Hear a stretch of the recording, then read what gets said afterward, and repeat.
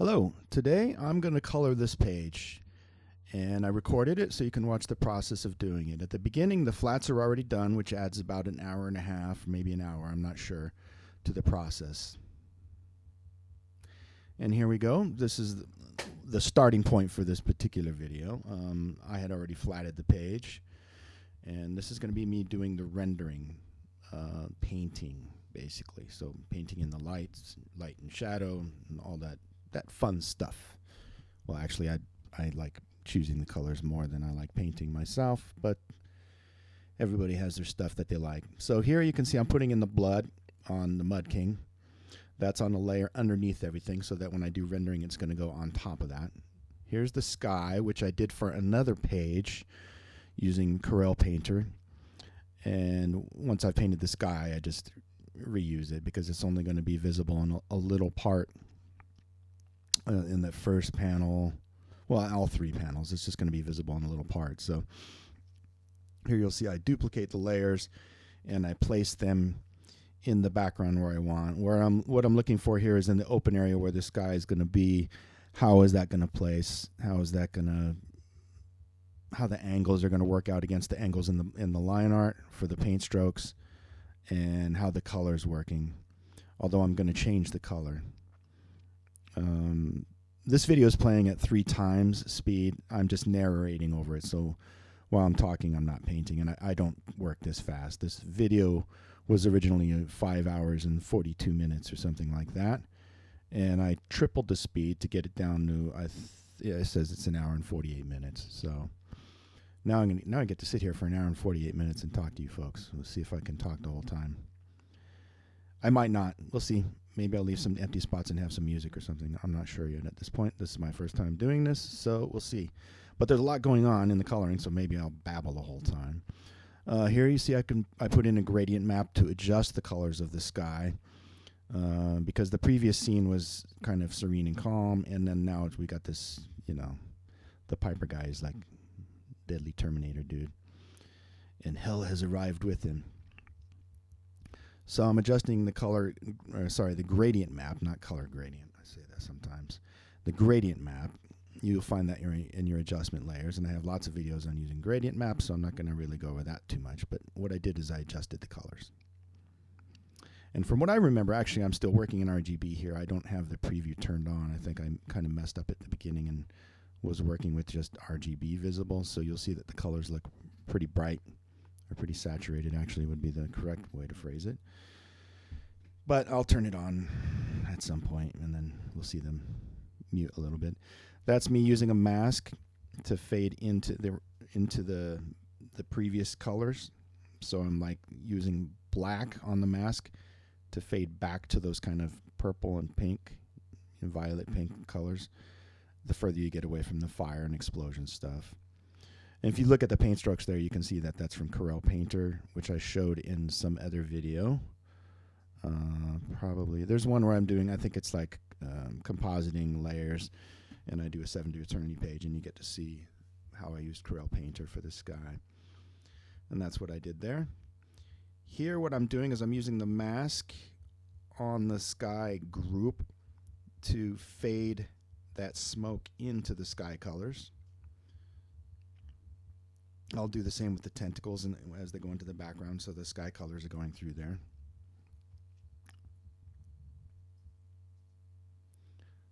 It looks like I was rubber stamping to fix some areas in the sky that I didn't like the color on. A lot of that stuff's not going to be visible at the end anyway, so it's no big deal. Now I'm going to take the tentacles and fade the mask on those so that it goes into the background sky as well. I think I was not on the mask. There you go. Now you can see it's fading into those background colors.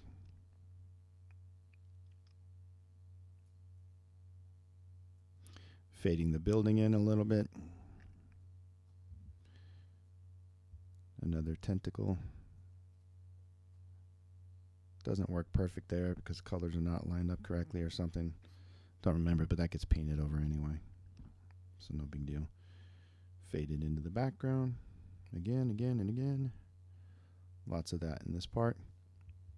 A lot of times I do a lot of the rendering on the backgrounds first and glows and stuff like that because it affects the colors on everything, and then affects how you're going to paint it when you do the painting. So you'll see that I do the glows over the backgrounds with the fire, kind of orange glows and stuff. I'll do a lot of that before I do the rendering on the figures and stuff. Again, still just fading into the sky colors with the mask on the sky group.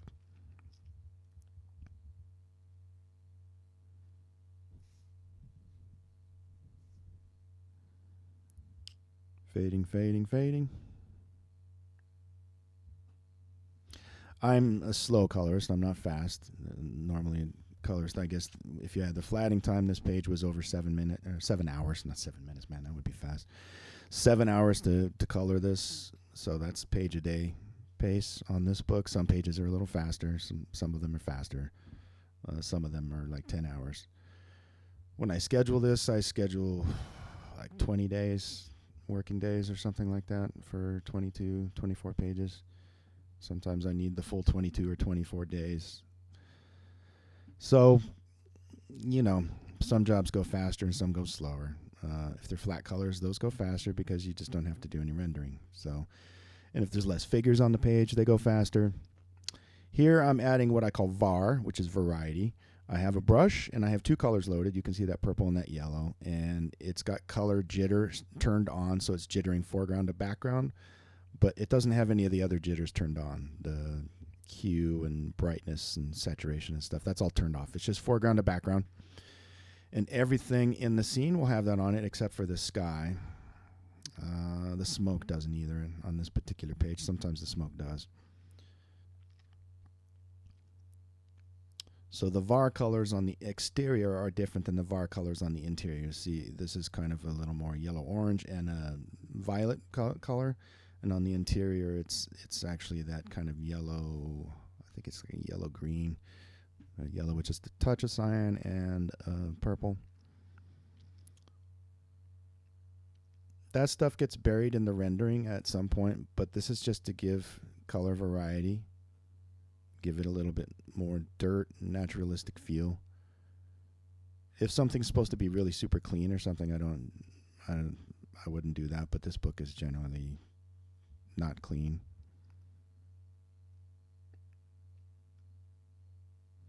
And then while you're working, you find little areas that are messed up. And the bucket tool for me in Photoshop has a bug. It doesn't work all the time. Sometimes it does. So if you see me using that, sometimes in weird colors appearing, that's that bug, which is annoying to me because I use the bucket tool all the time. Again, just doing the VAR. You can see when I zoom in what it looks like on that guy's shirt there and stuff. I'll usually grab more than one thing and do the VAR on it.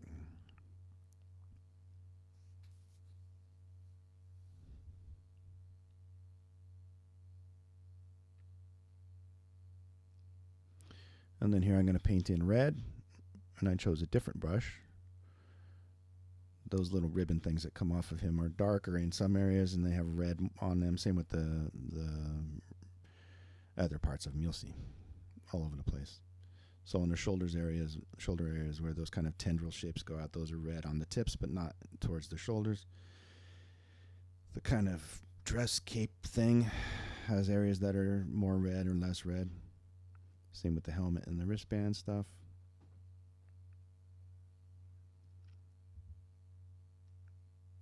That kind of came up because when Jerome draws the helmet, it's actually not the same every time he draws it. It's just a little bit of change. And when I first colored it, there were definite shapes drawn on it, like patterns. And Rick wanted me to color some variety on there, but that's tough to do sometimes when the art is changing from issue to issue. It's I'm not complaining about it. Most artists do that. But sometimes they'll draw like a very specific pattern, and then in the next issue, either it's not there at all or it's a little bit different. So my solution there was to just kind of paint the red on so it wasn't following a very specific, like this is a triangle shape or something.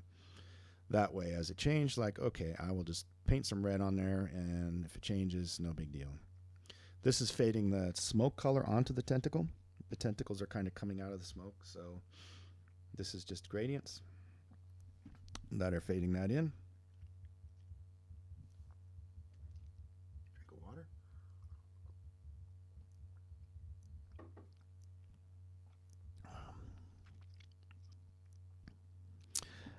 I'm doing these videos at full HD, so you should. And I'm working on a Cintiq 22 HD, which is showing 1920 by 1080 while I'm coloring. So theoretically, you should be seeing the same resolution that I actually have on my screen. I'm sure YouTube is, and the video when I output this is compressing a little bit. These guys are all sick. They've got diseases and stuff. This town that they're in is like a town you go to get healed. So they're all sick. So these are sores. I think if you look at that layer there, it's called sores. So I'm using some Groot brushes that I bought for this stuff. I think it's spelled G-R-U-T. They have some great brushes. If you want to learn something about brushes, buy those brush packs, and they're quite good. You can take them apart and look at the brushes and see what works and what doesn't, and I don't know. You can learn from them. I use them sometimes on this book. I don't think I've used them on any other book. I've used them on some variety markings on some creatures and stuff. For actual like painting brush strokes, I use just my own brushes that I made. You'll see when I start doing the rendering, the brushes I use. I use like 3 main brushes for rendering, and I don't think you get all these, there's specialized brushes, and you go like, okay, I'll use this brush for smoke, and I'll use this one for this, and that kind of stuff. I have some smoke brushes from a guy named Nagel that I got, I don't know, 20 years ago or something. I don't even know. I think I bought them. I think I bought them. Most of the brushes that you can download for free are actually shitty, most of them.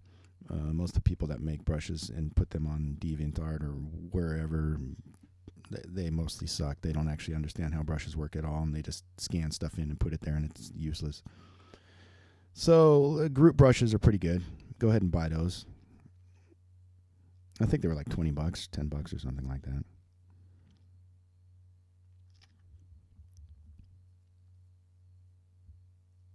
So it's not like they're going to be charging you like $100 or something like that.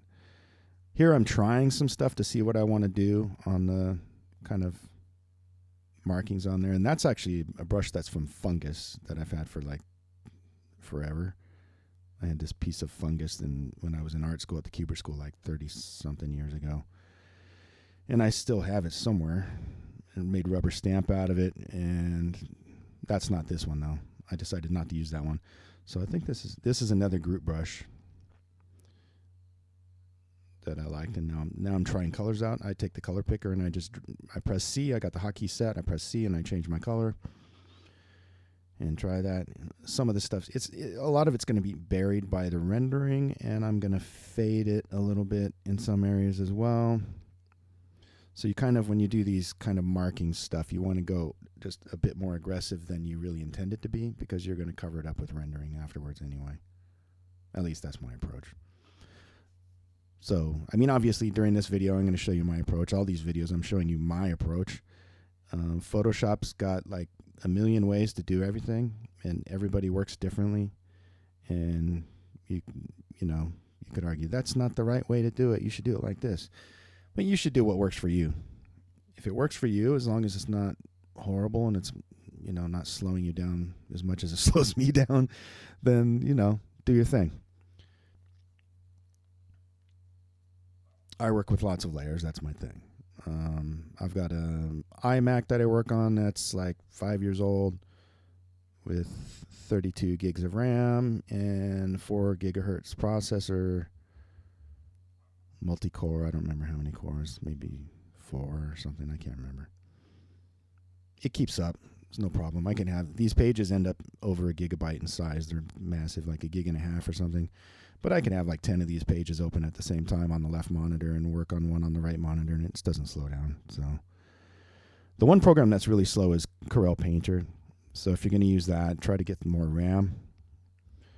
On this machine, it works great. I think I'm using Corel Painter 2019, I think.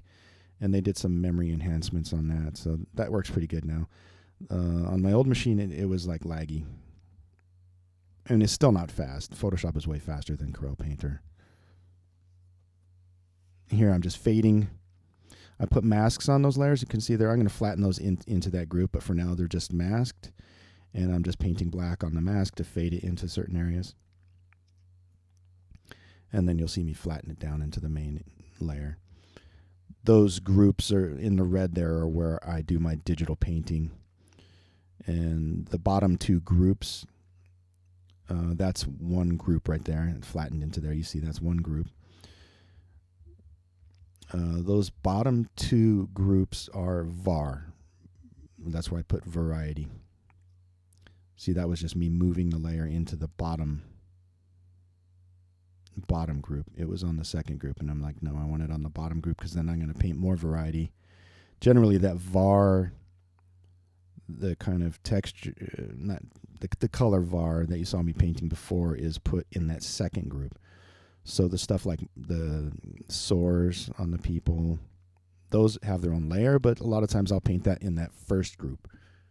Or transitional colors where something's fading into something else, like where the smoke's fading into the sky and stuff. A lot of times that'll go on the bottom layer. And this one, it's not, because it's going into the sky colors, and the sky is painted.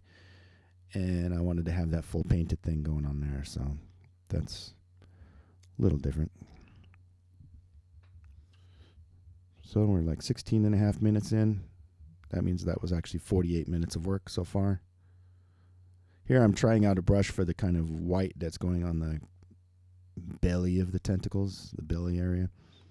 Seems to be a belly area on animals. A lot of times is lighter, so I tend to do that sometimes. Trying different brushes, group brushes, again, different ones. I think I end up using this one. Yeah. Again, it's a little more intense than I would intend it to be at the finish. But there's going to be rendering over top of that.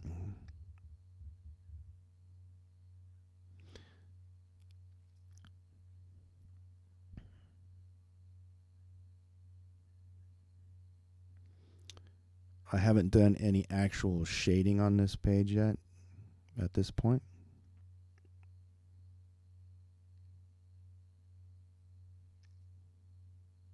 At this point in the video, my son is in the background having homeschooling because we're on COVID lockdown still. After 7 weeks, I guess. Something like that. And that's the reason I'm doing these videos for you guys. I figured, like, pretty much the world sucks right now, right? Everything's fucked. Everything sucks. I mean, hopefully your life doesn't suck. Hopefully not, but kind of right now the world sucks. So what can I do to help? I can't really do much. I can donate money to some things or whatever. I'm just stuck here coloring comics, but what I can do is I've been intending to do this YouTube channel for a while, so I thought, well, I'll just get off my ass and do it. I was working on like an intro and a logo and have a branded name for it and all that crap, and it was just delaying me, and I thought, well, I should just skip that and get videos up online now because people can use them now to give people something that doesn't suck. Well, maybe it sucks. Maybe people think I suck. I don't know. But I think you guys that are subscribing don't think I suck. Otherwise, you wouldn't subscribe. But I figured, I don't know, help people out. I don't know. I'm giving away too many secrets, and I know that. But no big deal. I'll just come up with more shit. So that's the way I see it. You guys don't put me out of work, okay? When it comes down to it and someone's hiring you and they say, that we fired Matt Hollingsworth to hire you, you can tell them, no, don't do that. Don't fire Matt. Actually, I've never been fired before, so at least there's that. I guess it's because I don't miss deadlines. If you don't miss deadlines, you don't have to be that good, just like me. No, I like my work. I think I'm okay. I think I'm pretty good. There's a lot of guys that I think are just amazing out there, so there's not a shortage of good guys. But you can notice people that had great careers at some companies, and you notice they're not there anymore, and they're moving from company to company all the time, and they're really great. Probably that means they're missing their deadlines. Not necessarily for sure, but probably. Here, this is one of those Nagel brushes I mentioned. It's a smoke brush. He's got great smoke brushes. I don't know if he's still around or what the story is. And I don't remember if I bought them or if he just put them online for people for free or what. I didn't like torrent them or steal them or anything. I either paid them or downloaded them straight from him or something. Anyway, actually those brushes are good to take apart too. You can look at them and look how they're set up, and they're really great. So this is on a layer with a mask on it. So I'm painting smoke var, as it were, smoke variety, getting some yellows and oranges in there. But then because it's got a mask and I painted under there, I can take the tentacles and I can fade the mask on that as well. So the tentacles that are in the background have more of that going on.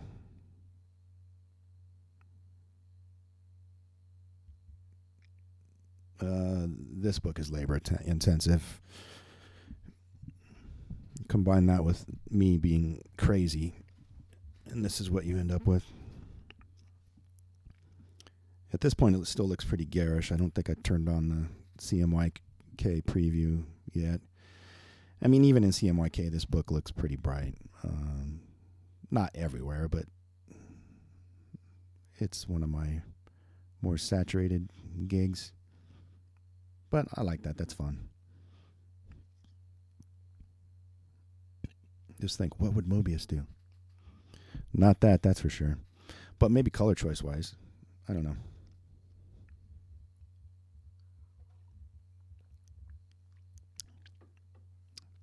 What is it? The religious people that say, what would Jesus do? I say, what would Mobius do?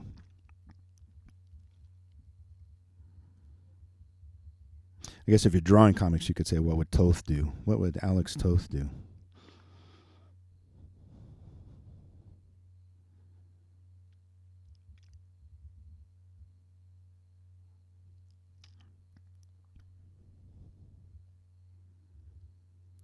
I don't do a lot of simplifying of stuff, knocking things into the background by not rendering them, but I do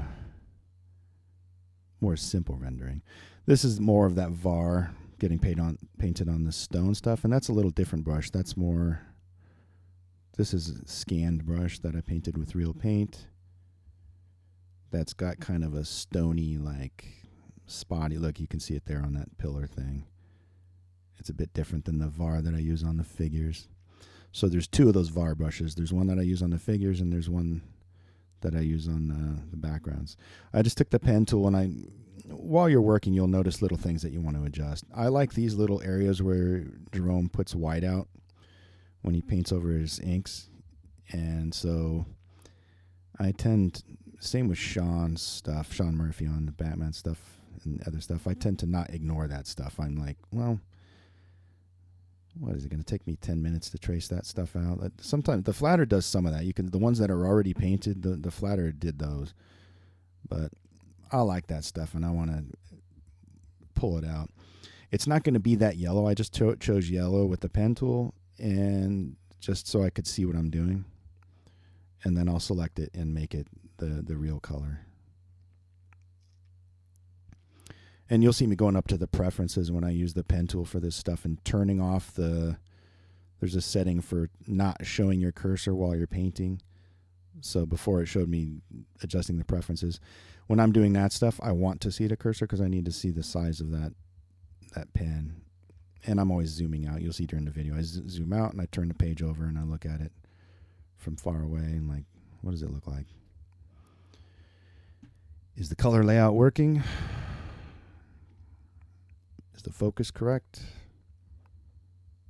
Can you see what's going on? That stuff. Well, it looks like I'm actually starting to render finally. Here you go. So that's my main sloppy bread. You see, man, just saw something I have to fix. You'll see me doing that throughout the video where I just notice some little things that are like flatting errors or something, and I'm fixing them. So that's my main brush. You press the B hotkey and you got paint brush instead of pen. For rendering, that's my main one. It's just Photoshop has these default spatter brushes. It's one of those that I turned on dual brush and combined with some other brush, so it's really rough and kind of textured. I'll go over brushes a bit more in some video. Been kind of putting that off a little bit. That's me just trying out colors for the key light, and then I save it into the palette there, and I named it. All those colors are named. Well, not all of them, but most of them. On the color palette, you can see the kind of old school palette, so it's like 10% yellow, 20% yellow, 30% yellow.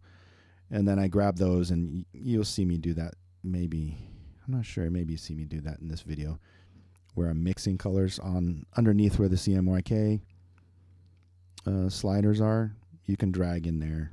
If you set it to foreground and background color, you can drag in there to mix the colors.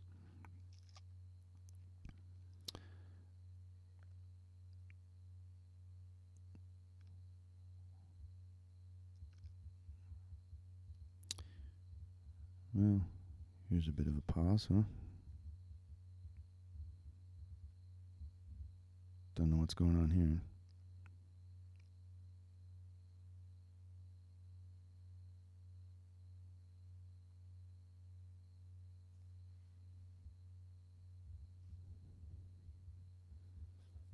Well, that was dead air like on the radio. I'm not going to edit that out, though.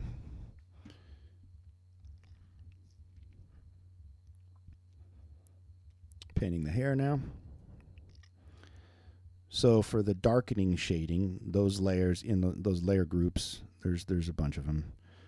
You'll see for the main paint, there's the main digital painting that I'm doing now, there's 5 layers. There's 2 normal layers, 2 screen layers, and 1 color dodge layer.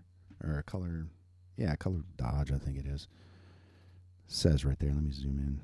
What the hell does that say? I think it says color dodge. Anyway, so the paintbrush on those, it says like mid paint, like shading and stuff. I can't really read it because my screen's zoomed out a little bit for me to record this audio. But there should be 2 that are mid, 2 that are over, and then color dodge on top. So the mid, you have a normal for shading dark colors, and that's with that kind of spatter brush. And then you have a screen for highlights, and that's also with that spatter brush. And then on top of that, you have over, normal, and screen. And for that, I use the pen tool.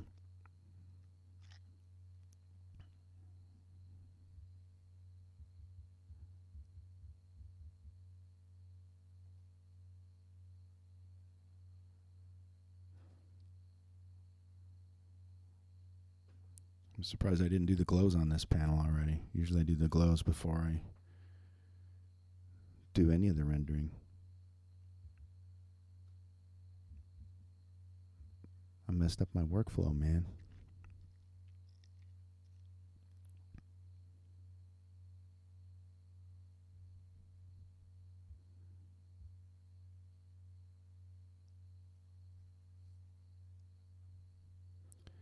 Just rendering.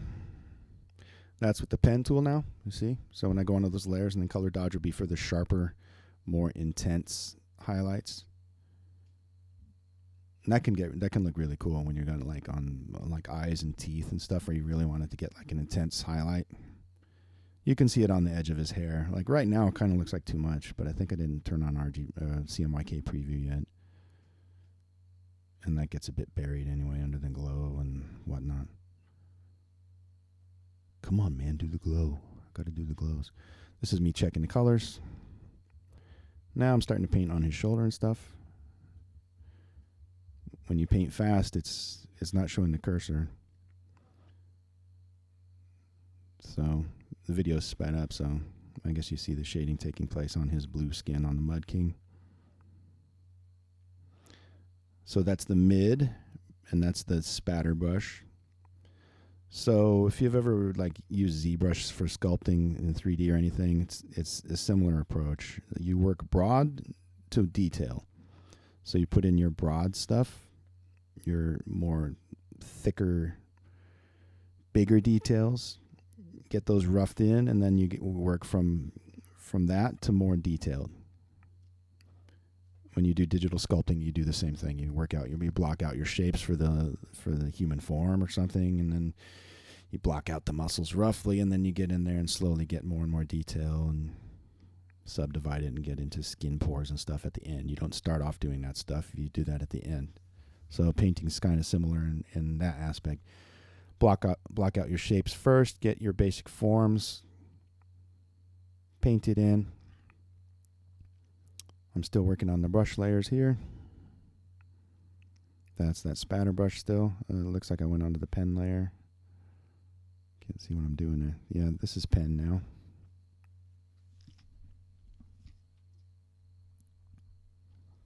That particular scene, they're in this room, right? So in that scene, the shading color is the same on most stuff, and the key is the same on most stuff. So it's not like there's the same color being shaded across Adam's hair and his skin and the whites of his eyes. That's all the same color. It's not, I'm not like mixing like, now I need the flesh tone shading color. No, I just take that same one and I paint over that. Now picking out the more extreme highlights and stuff on Mud King.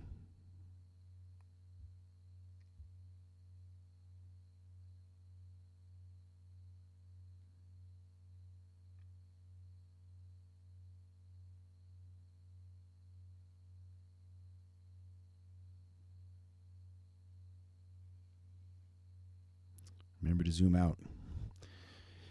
You got to zoom out and see what stuff looks like. You zoom in like too close and you get this unrealistic idea of what it's going to look like when it's in print. Ah, here we go. Now the glows. That's when I thought, I got to put the glows in. So those glow layers were imported from a previous page, and then I just, erase the layer, erase the mask. Now I'm making the mask for the glow group. So you'll see how I do that. I grab the whites and I fill those in the channel. Let's see. Boom, boom, boom.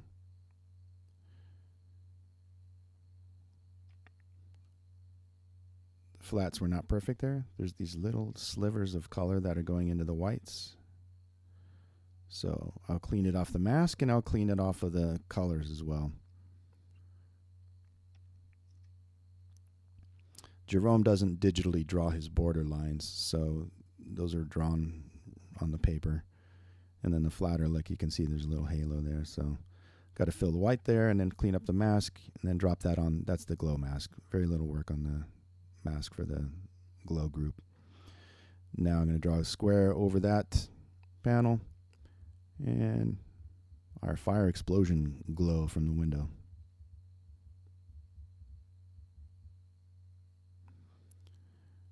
And then I'm going to rough in the basic glow on this guy, the first panel. Fire glows. I'll clean that up afterwards by masking off stuff and erasing on the mask. Painting on the mask to hide.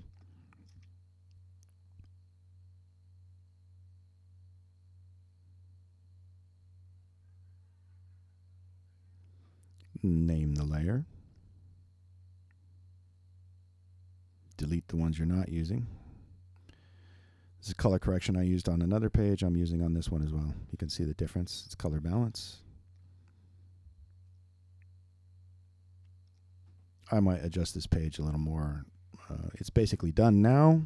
I painted it today, but I might adjust the colors a little bit more with the gradient map or something. I'm not sure. Photo filter. I'll take a look.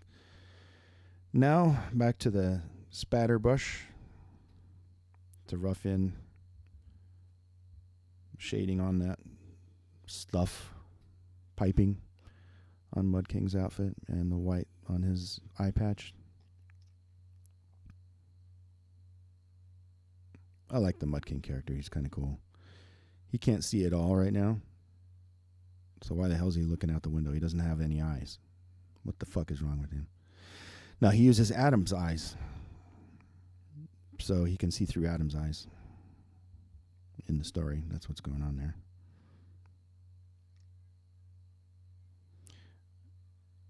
I was working on an issue of Daredevil once, and the artist had drawn Matt Murdock looking in the mirror to put in some contact lenses. I don't remember why he was putting the contact lenses in, but he was looking in the mirror when he was doing it. And I emailed the artist, and I was like, dude, why is Matt Murdock looking in the mirror, man? Like, he can't see, right? It ended up in the finished book too. It didn't get changed. I thought it was funny though. Great artist though, so if he hears this, don't get mad at me, man. Zoom out. Don't forget to zoom out. Now the darker part of his tunic suit, whatever the fuck that is that he's wearing. A little darker color on that. So it's basically, you can see there's 3 colors I use there. I suppose maybe you can't see it, but you see the box on the color palette that's highlighted. That's the color. To the left of that, you have like the mid darks. To the left of that, there's like a red, and to the left of that, there's the base shading color I used on Adam's skin and stuff. So there's just, for shading, there's those 3. And if you look at the K tones on the dark one, it's pretty high. I think it's like, what is it, 73? What does that say? But I'm not painting it to 100%, so there's no way that's getting to 73. No chance.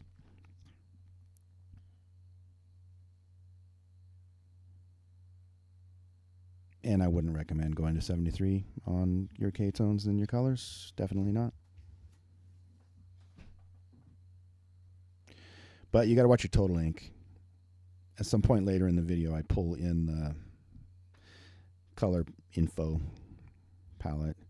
This is not my normal setup when I'm working. Actually, right now, this is how I normally work. But you'll see later, I drag there's stuff on the left monitor.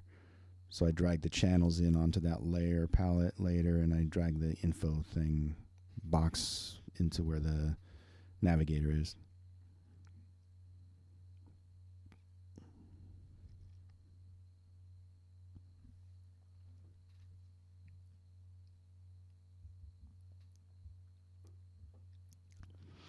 Classic cool and warm. Cool reflective light. Warm key light in front of them. Back of the neck. Finally. You thought I forgot it, didn't you? You forgot to do the back of the neck. Stupid fucker. No, I didn't. I can say fuck on this because it's not broadcast. And right when I upload the video, it asked me, is this video for kids? And I put, no, this video is not for kids. I think if you put that is for kids, then I don't know. If they more closely look at your video or something, see if there's porn in it or something. I don't have any idea. No porn here.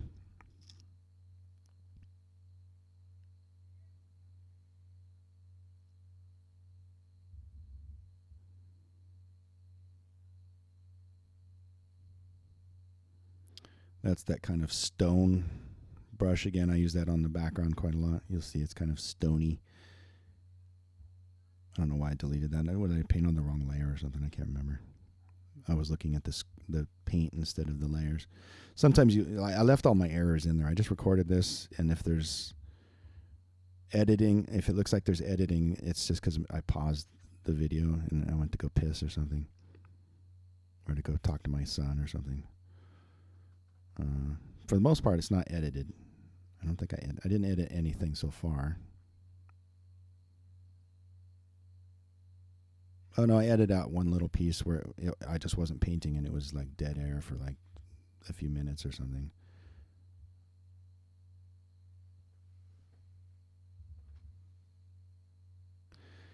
So now I'm tracing around the Piper guy because I don't want that glow going over him very much at all. A little bit, but mostly not. I want to pull him out from the background. So I manually trace that out. Labor intensive.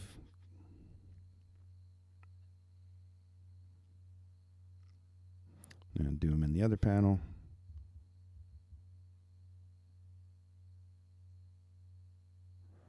Man, I wish I traced that fast. This is 3 times faster. Remember that. I don't trace that fast. No way in hell.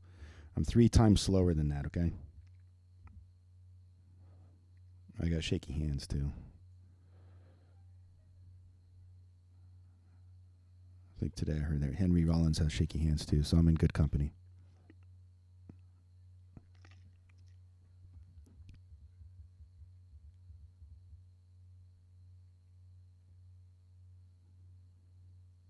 A second glow layer because I wanted to get more onto that middle area, and then I'll mask out that tentacle in the foreground and remove it.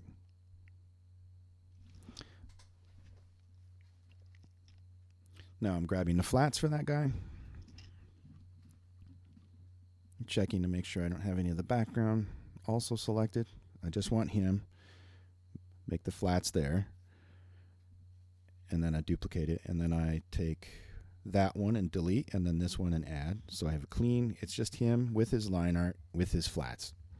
Okay, now I've selected them. Now I go onto the mask. I just deleted it to test it. Look, that's what it looks like with nothing on there. Okay, I'm not going to do that. Instead, I'm going to grad into it. It's radial grad. I'm going to pop him out from the background. He's emerging from the smoke.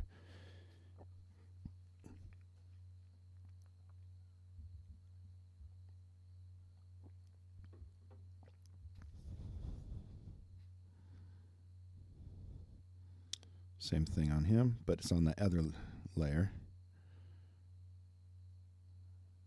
Really want his head to be fully not in the glow, like full black on the line art.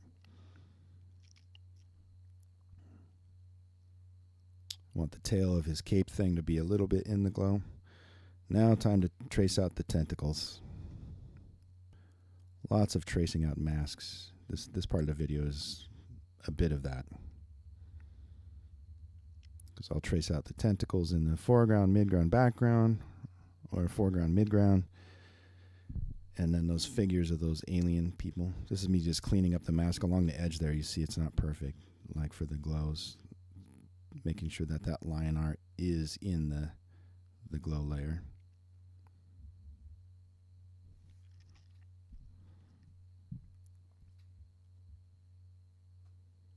Just checking the mask. Is it good for the glows? It's good. Now go back to the tentacles. And this smoke here, this part is also kind of like on the same plane as that tentacle. It's like coming off of it and everything. So I go ahead and trace that as well as a couple of those rocks and stuff. You'll see me zooming out and zooming in a lot. I do that a lot when I'm moving around. I don't actually use the navigator very much. I don't actually know why. I have it on the screen there because once in a while I use it, but I don't use it very much. I like to zoom in and out and see things from further away. And I like to move around the page too while I'm doing that stuff. I mean, it's more time intensive, but I notice mistakes and just I see things. I see dead people, as he said in Sixth Sense. All right, tracing out. Very exciting part of the video. Tracing. Part of the job, yo.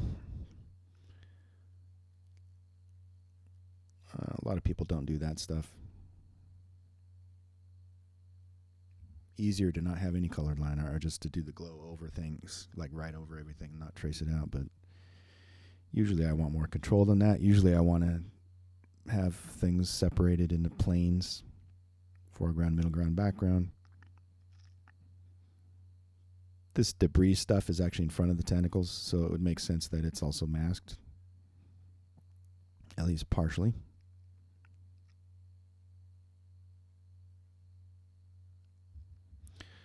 Later, when I trace the figures out, that's that diseased dude that's in front of there. I save out each of these tracings, so when I trace him out, then I use the tracing of this to erase, so I don't have to be careful about tracing around the tentacles again. I end up with a lot of channels on this video. I think there's like, I don't know, 20 of them or something more, maybe 30 by the end of it. So you'll see there, I save it out.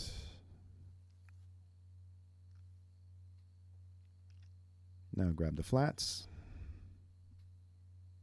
just for those tentacles, not the other ones. So you see I'll go on the bottom layer because that one's like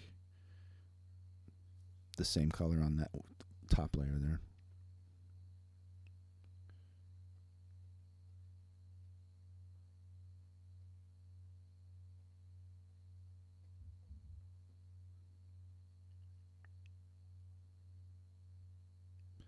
Lots of masking.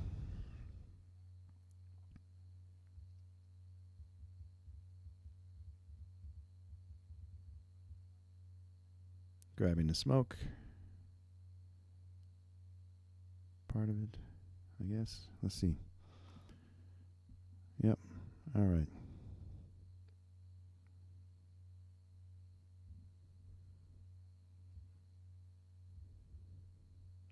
Deleting off. Adding in. There's my mask. That's just deleting it and seeing what it looks like. Now I'm going to fade it. Checking it. Turn on the, it's hiding selection. So I'm hiding the selection and showing it. Fade it. I want that tentacle going into the foreground. I don't want it fading into the background so much.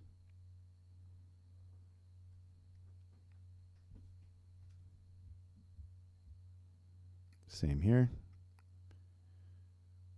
Paint with black on the mask using a radial gradient.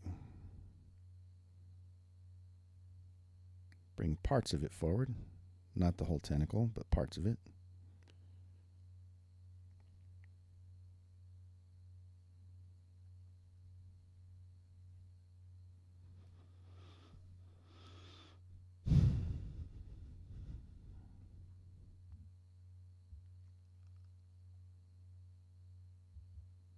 That foreground grad, I didn't really like what it was doing with these two tentacles actually.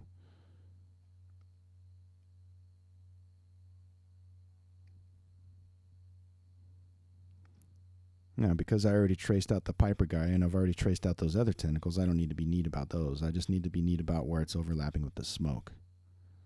So you'll see it's sloppy going over the Piper dude and the other tentacles.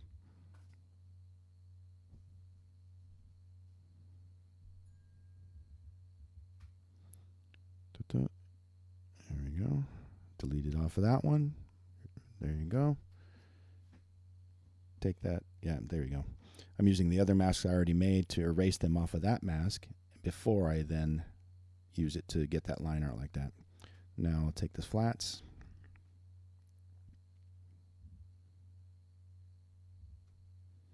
Get the little white claw things. Make sure those are selected that smoke. Okay. Flats. Name it flats.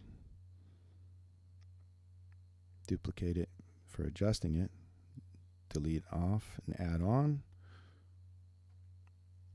What I do there is when I take this, I kind of delete it. When I take that selection, I delete it off the line art, and then I reverse it and make another copy of the line art and delete everything but that.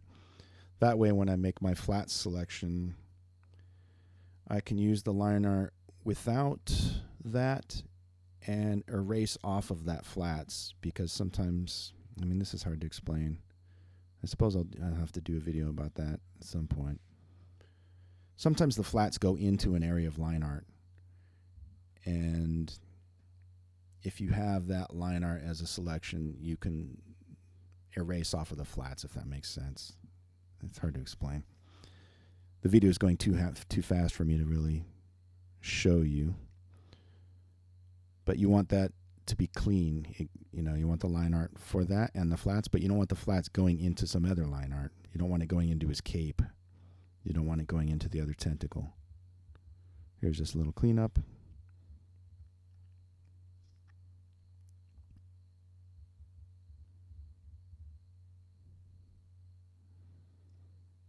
All right, this is 49 minutes into the video, so let's say 50 minutes. So that would be what? 150 minutes. Is what that really took me. So 2.5 hours,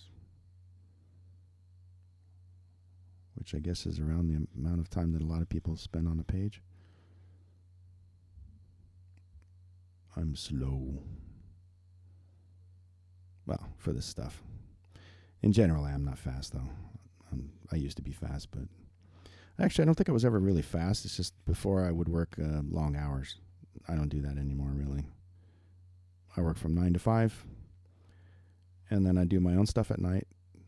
I hang out with my son after I finish work, and I read to him and stuff, and I get him in bed he's asleep by 9. And then I go do my own thing, which at the moment is doing these videos for you guys, doing photography. I'm learning a new camera, and I'm doing CG.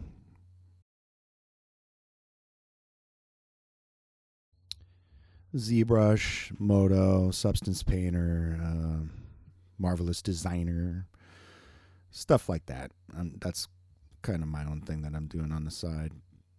Trying to get better at those software so I can do some illustrations, or just maybe even not that. I don't know. I'm just messing around with it now.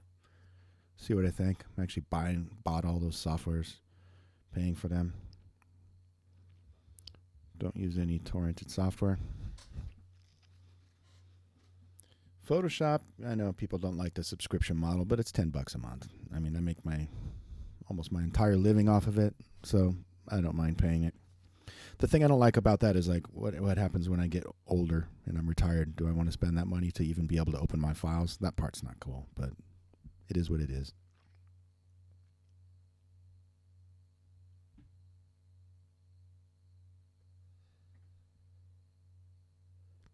Masking out foreground figures now.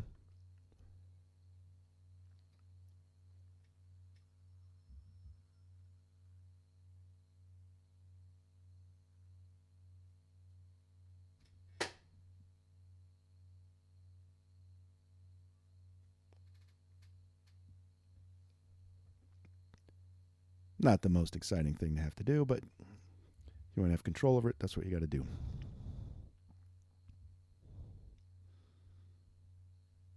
Removing masks. This is that stuff. The stuff in that last panel. Dust. Magical dust stuff that's coming in through the window.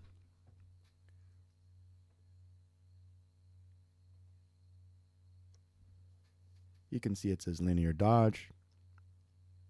I used that on the other pages before this. This is page 4. The first 3 pages have that. Just in there, though, not on the rest of the scene, on the outside. Anyway, back to the figures. Now rendering.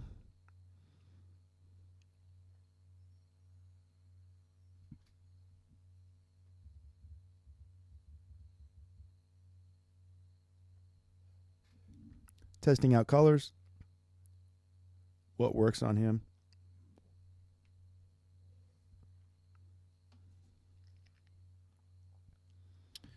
I just take colors and then take the brush at 100%, just try stuff. And, let's mix that. I think I changed this again, though. A little too purpley or something.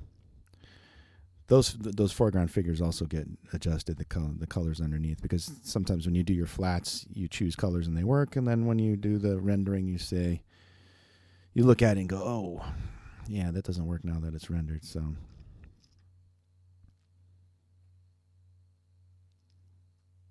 I suppose with this color scheme, a lot of people would say, well, yeah, but the focus is on these foreground figures now because the color contrast between the hues is too great between them and the background. But, okay. I don't quite agree, but I think they're framing the panel. And probably I'll do a color correction at the end to integrate them a little bit. There's already a color correction over the top of it anyway, but I'm thinking about maybe changing it again. That's the thing with a book like this. It's not due out for a while. I can color this page and then I can put it away for a while and come back and change a few things. I did that with the previous issue. Sat on it. You look at it with fresh eyes and then you can change it. That's the thing that's a bummer about monthly comics. You can't do that. You got to commit and just go, go, go, go, go. And you can't spend that much time on a page. If you do, you're going to blow your deadlines. I mean, I suppose you can. Depends on how many gigs you have, but usually there's overlapping deadlines causing problems.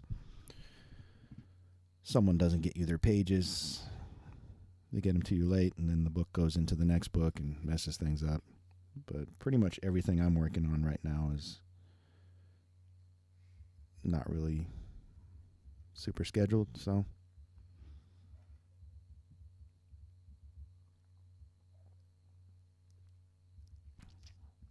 People get annoyed with us on this book because we're so slow. It is what it is. When I have pages, I do them. Sometimes I sit on them as well, though. All right, work from the broad to the more tight and focused. These are the rough brush stroke. Now it's on the pen tool already, so it's not. It's going so fast because it's playing 3 times faster. Anyway, you start off with the broad stuff, shading and highlighting, and then switch to the pen tool, get into the more tight details, get that stuff rendered a little sharper, and then eventually on to color dodge just to pick out some more sharp highlights there. Pen tool back onto that layer and get some more of that in there where the lines are actually drawn. Like her vest is going to change colors. Her skin, yeah. Yep, hair and vest.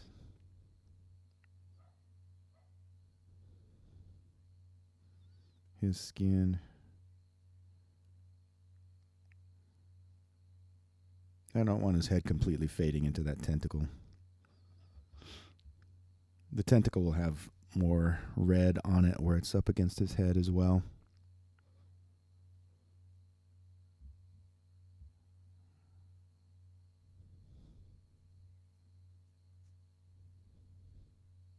I think I'm going to erase a little bit of the rendering on him. Just a little bit. Because I painted him when it was a different color. And then once I adjusted, I think that's when I noticed that this was still an RGB. And I switched. It's cameras, the video playback is so fast. I think that's just where I switched to CMYK preview. When I was picking the color on her vest, I saw that, like, holy shit, that's really RGB. Okay. Yep, up until that point, I had not noticed. Idiot. What was it, Ren and Stimpy? Whatever happened to Ren and Stimpy? Do you think they're still together?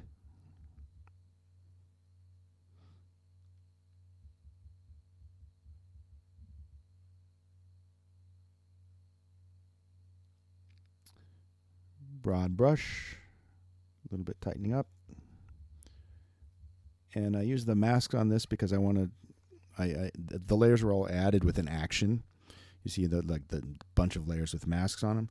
Those are all added with an action, and then I can trace out so that I'm painting not on that hand for the overlap between those things, if that makes sense. Basically, all of her skin tones are masked on those layers. But then when I'm on the layer, I can also draw a selection. And then because it's masked, I can just draw my selection without worrying about whatever other elements, just her skin, and then I can paint. And then I have an action at the end that flattens those into their other layers, and they're all in groups anyway, and that's why that's set up that way. I know it's convoluted and weird looking, but I've used that system for years. Excuse me, I'm drinking beer now, so you're going to hear some burps. But if you've been watching my videos, you know that's how it is. I burp sometimes. It's just the way it is. You drink beer, you're going to burp. And I make beer. I'm a brewer, so damn right I'm going to drink beer. I'm drinking commercial beer tonight, though. I have 20 liters of my own beer that I have to keg this weekend. And then I have like a keg system in the basement. So I usually have a keg of my own beer, and I can go down there and just pour fresh keg beer.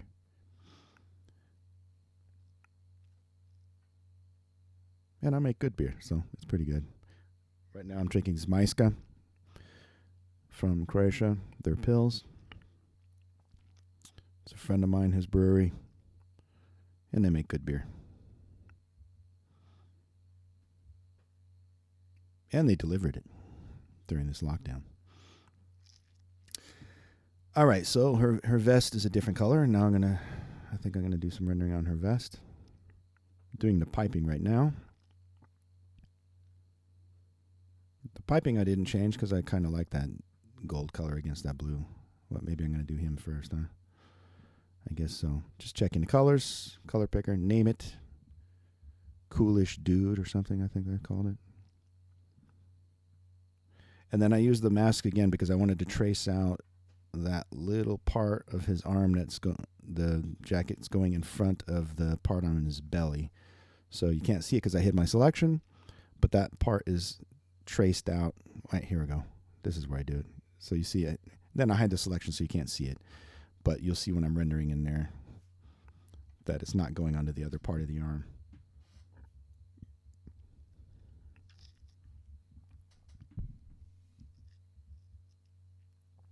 I didn't worry about being neat on the top part because I don't need that mask, that selection for painting at the top, just for that area where the kind of belly and the forearm are overlapping. So these guys, I go ahead and put detail on them.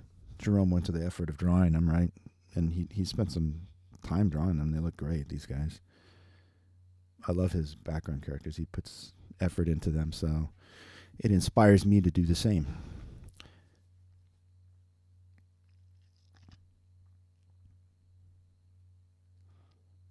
I mean, the guys that are really far back, there's not as much detail in the drawing, and I don't put as much detail in the coloring either.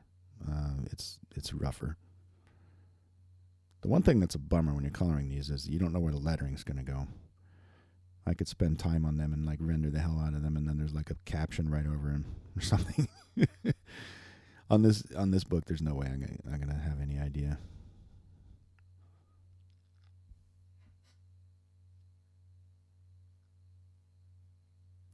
Time for her vest. Rough brush shapes. Toothy and rough. Same with the highlights on screen layer.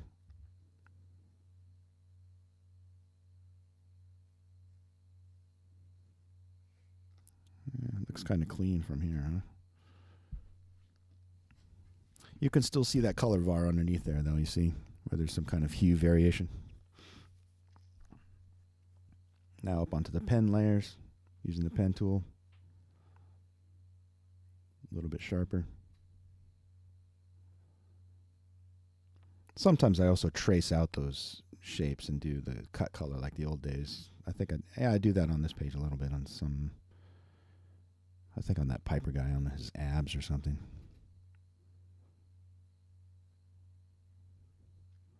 Hair. It was rough brush again, and then pen. Now we're on pen for shading. Pen for highlighting.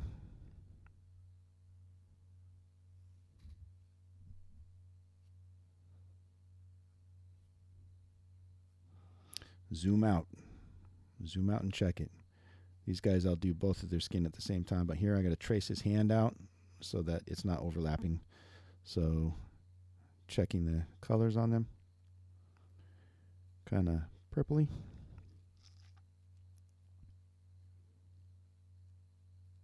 I guess I'm known for purple. Hawkeye and everything.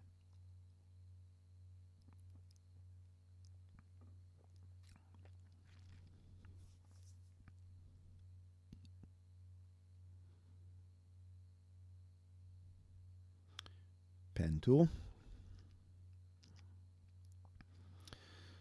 So you'll see the approach is consistent across different areas that I do the same thing. Rough in the, start with blocking in the shapes, the brush tool like here, and then switch to pen as you get on the tighter details. I think I switched to pen there already. Okay, now his shirt.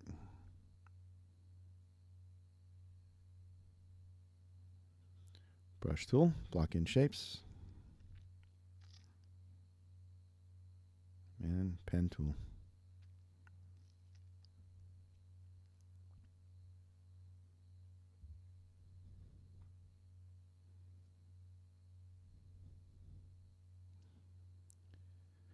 No real colors to pop these guys forward too much from the background. They're supposed to sit back there a little bit. The guy in the foreground has that green, like the blue-green, and then the blue on his skin and stuff. He's popping forward from them. But on them, I wanted them to, I mean, not completely melt into the background, but a bit more than the foreground guys. And I think the guy on the right is the least detailed on the page, so his coloring is also the least detailed. But he still gets his rendering. He's not left flat.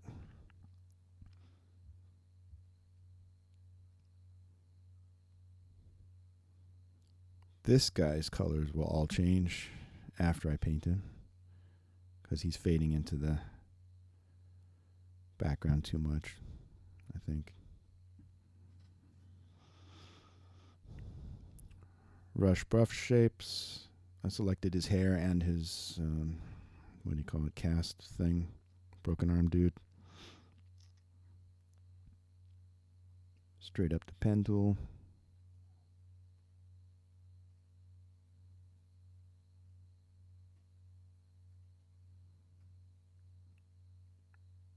I'm not the best at rendering. There's lots of guys that are way better than me at this stuff. I have my own approach, and I make that work, but like there's guys that can do all sorts of crazy shit that I can't do. I'm not good at that animation style cut color stuff at all.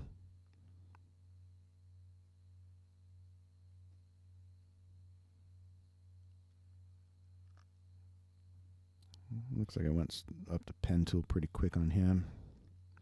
The details on his face were maybe a little better with the pen tool.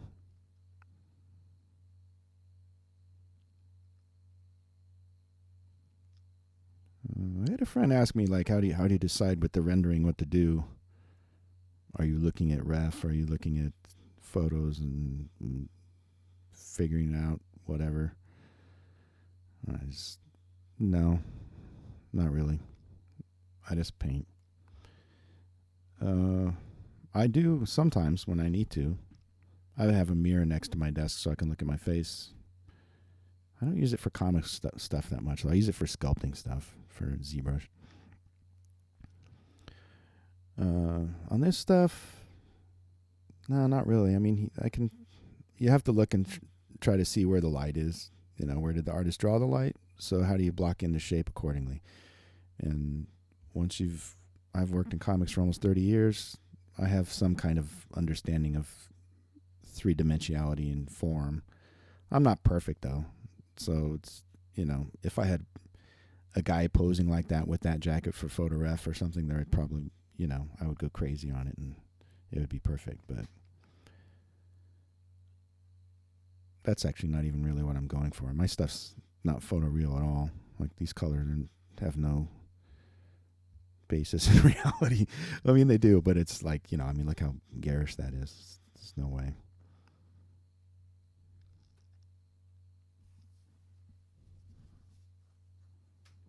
What would Mobius do?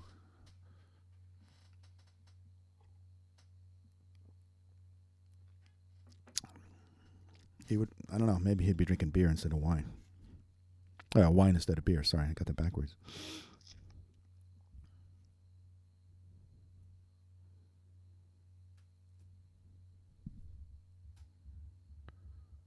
All right, that's with all the glows turned off. Check it out, man. All right, what kind of red are we going to use on the tentacles? What kind of key color for the key light?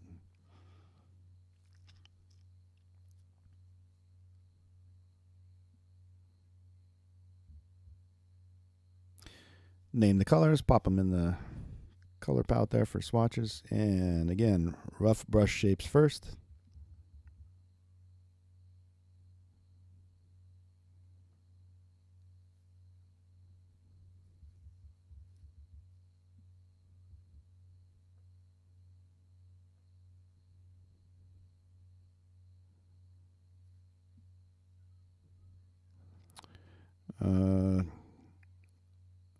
A lot of people have these like keypad things for shortcuts, and I used to have one of those years ago, but I gave it, like, once it died, I stopped using it. I don't need that. For changing brush size, I use the, what is it, Control Alt and then drag, like that just showed. You'll see me doing it throughout the video. Sometimes I use the brackets, or use brackets. Mine is actually the comma and the period on my keyboard for up and down.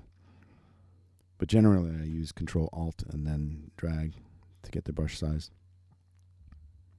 And then in Corel Painter, it's like Command Alt, so it's almost the same, but it messes me up when I'm going from program to program because they're almost the same, but not quite. Probably I could remap that in Corel Painter, but I'm lazy.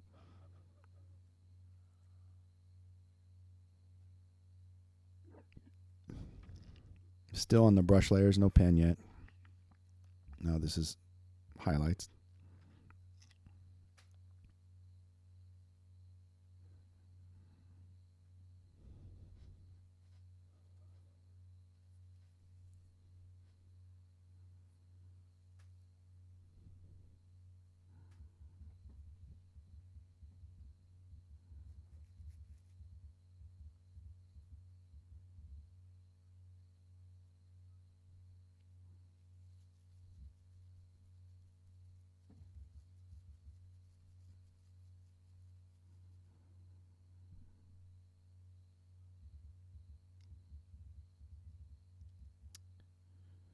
More highlight painting on the other tentacle. Changing it a little bit. I change it to that color and then I stick with that for the key color from here on out on the tentacles, I think. I don't know if I saved it out yet though, onto the palette.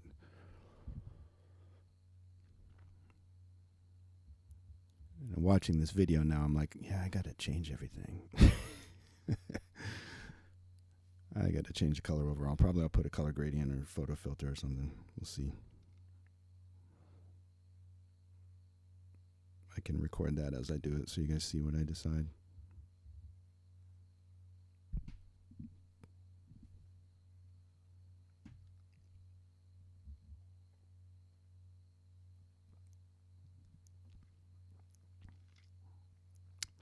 Hour and 12 minutes into this video, which means this would be 3 hours and 36 minutes of coloring on this rendering part of the stage so far.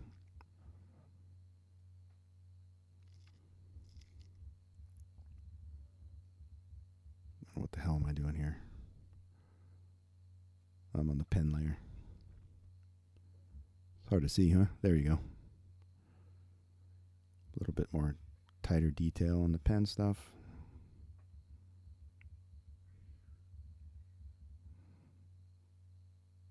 You can hear the cats outside and my dog. I think he's going to go kill the kitties. No, he's not. He's on the couch and the door's closed. Teen, shut up.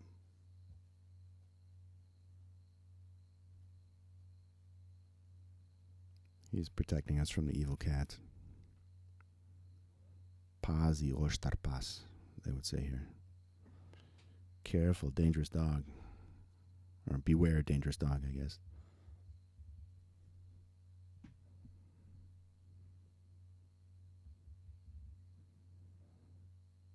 Yeah, the cats are going at it outside. But that's got nothing to do with our video here, huh? So, more work on the tentacles. H.P. Lovecraft kind of shit going on here, huh? No, the claw things, whatever the fuck those are.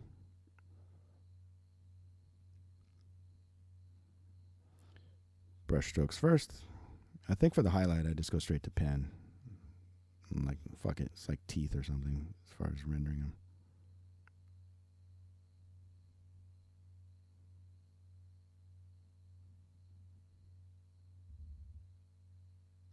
Yeah, that's pen. I didn't go up on the pen layer, though, see? That would be like a break of protocol, huh? Don't tell anyone. I'll get fired.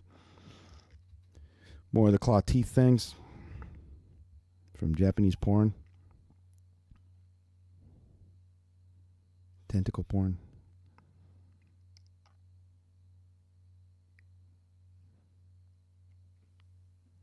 All right, background tentacles should be pretty quick. I would say there's not a whole lot going on there.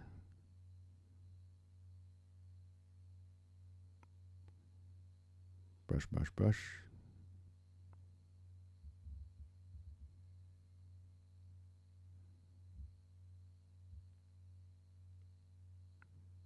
Size up the brush. So it's the same approach across the page.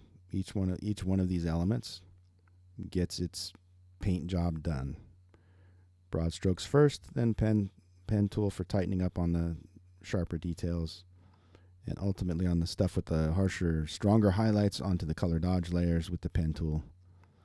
Sometimes gradient on the color dodge. I'll take like a red or something and gradient over some stuff sometimes.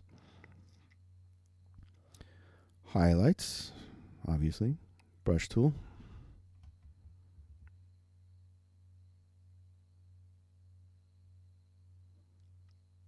Same thing on the other one. Where it's overlapping the other tentacle, I want it to be lower contrast, so I don't really pick out much there at all. Onto the pen tool. Little more sharp cut kind of color. But this is a background, further back element. I don't have to go too crazy with the detail on this. Got to keep moving. I'm slow enough as it is.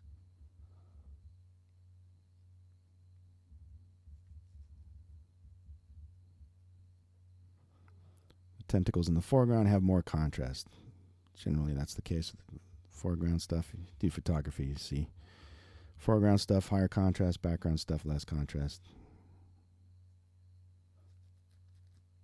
So you can pick out the dark areas and the highlights more on the foreground stuff.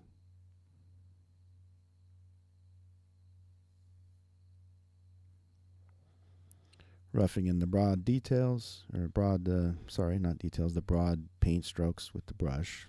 Now highlights, same thing.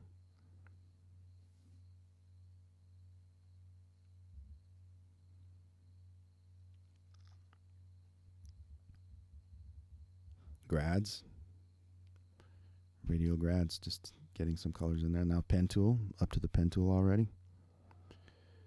Finer details, sharper cuts, a little bit more contrast.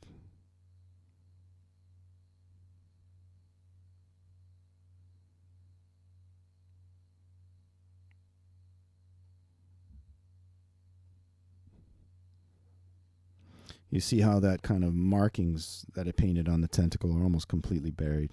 You can barely see them in some areas. Just not completely buried, but 90% buried.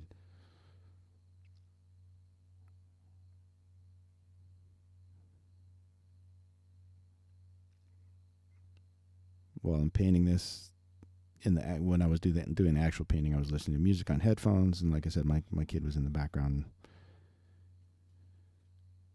He had a friend over and they were doing homeschooling together.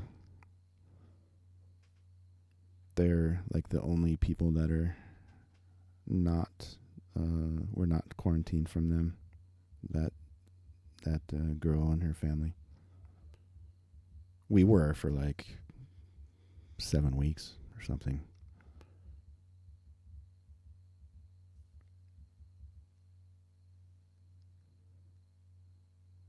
Anyway, I hope you're all making cool comics during this lockdown and none of you are sick or suffering or anything.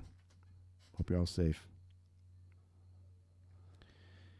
All right, background tentacle. Less detail, much quicker. Just rough it in. Don't worry about too much contrast. Don't want too much contrast.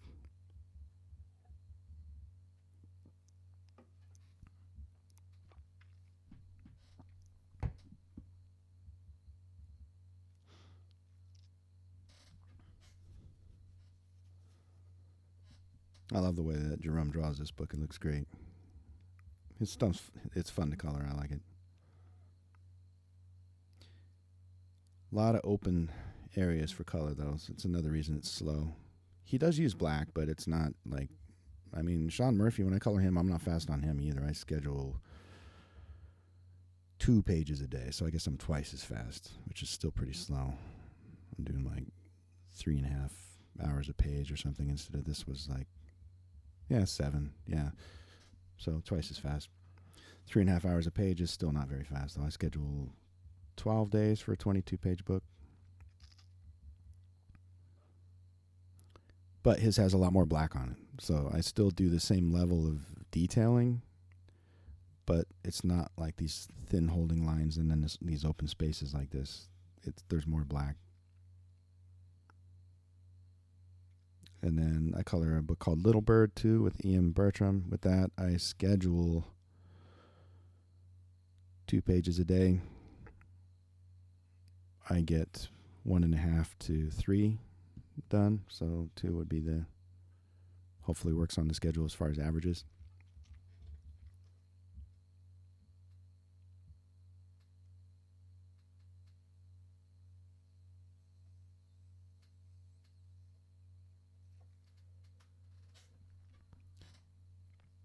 Well, I guess I'm not going to put music on this video. I considered maybe putting music, but then there's the copyright issue. So I thought, well, I'll do a guitar loop and then just loop it in Logic and then drop it in there. But then, it might drive people crazy. Like, what the fuck is that whale song in the background, man?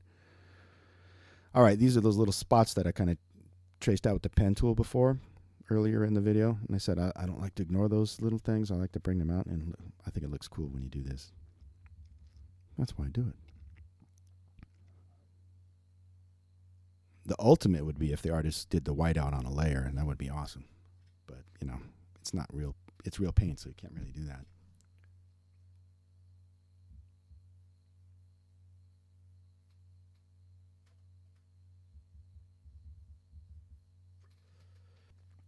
Then I found some other areas to do it in. I mean, they could do it on a layer, I suppose, sort of, but it doesn't work because you want to draw right on the page. I mean, it's manually drawn, You don't want to like composite for the way that's done. Looks better like this anyway. You just got it just takes a little more time for the colorist. Ian Bertram does that as well. Yeah, Sean does too. Everybody does it. The best artists use whiteout for another drawing tool.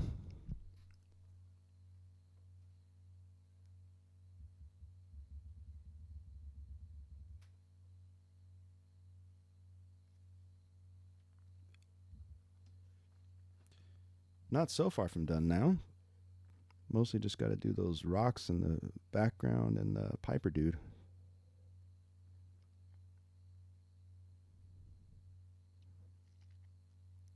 So I took a pen tool and I drew with green so I could see what I was doing, and then I filled it with the normal color, and then now I'm painting to bring up the highlights on that. Zoom out. Always got to zoom out and check it. You can see me pausing the video from time to time. I have to go pee or whatever. These little things on his chest glow.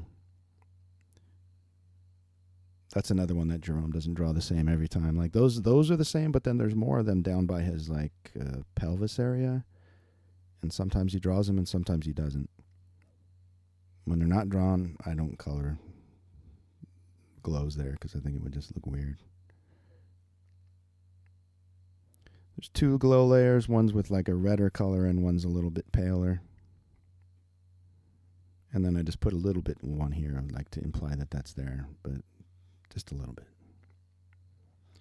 Now with this red over red on him and stuff, he's not completely popping against the background, but that's okay. In this first panel, you'll see that I really go in and paint in that background and lighten it behind him quite a bit more than this. So he does pop. In that second panel, he doesn't pop as much even by the end, but I liked the way it looked, so I just stuck with it.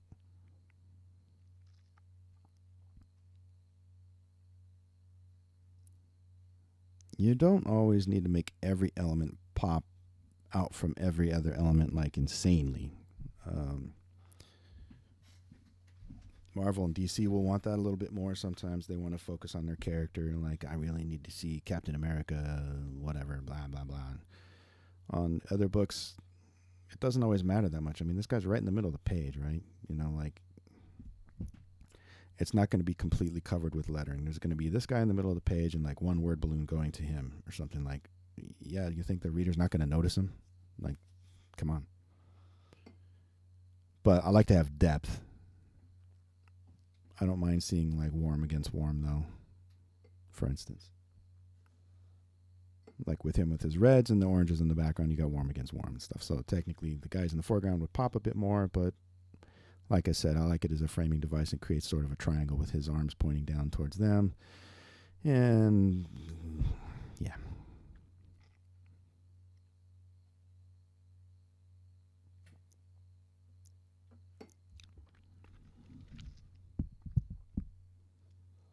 So this video is as long as an actual movie, or half as long as a Peter Jackson movie, or an Avengers movie.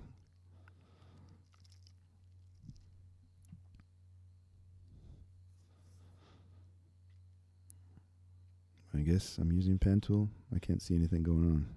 Is it dead air? Wait, no, it's pen tool. No, it's dead air. No, there it is. Pen tool. So I won't edit out my comment, sorry. Now on to the other cape.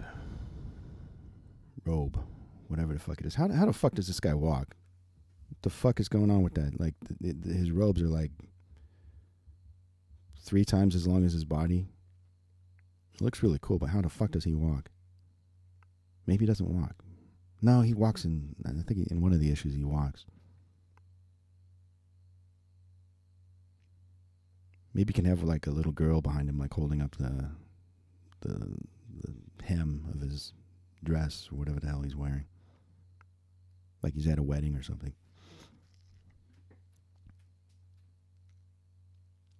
All right, onto the pen tool already, it looks like, for shading stuff. So from the broad to the detailed.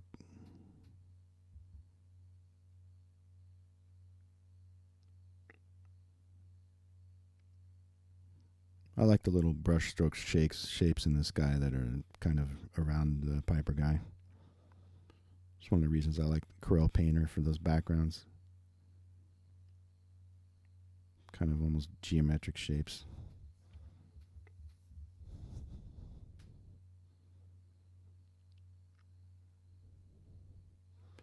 Now for the ribbony things, whatever the hell those are. Tendrils, like cloth tendrils. They look great in the drawing, like the shape of them.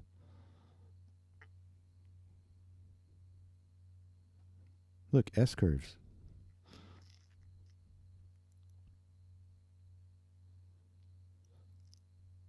Don't have to do much on those. They're tiny, and they're mostly inked, right? A little bit on the flute, picking out the highlights. Then I'll go up to color dodge and pick out the really harsh highlight, like really, it's metal.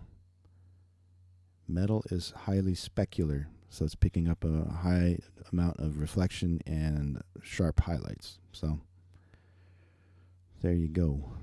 Got to paint in the harsh, sharp highlights on that metal stuff.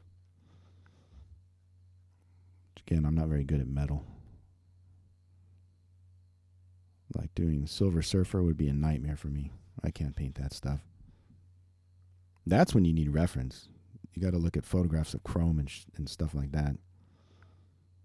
I'm not very good at that stuff, though.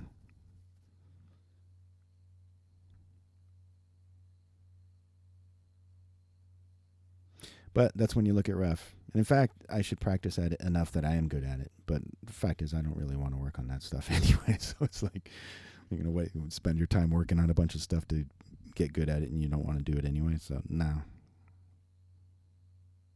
I mean, if you're bad at something and you want to do it, you should improve at it.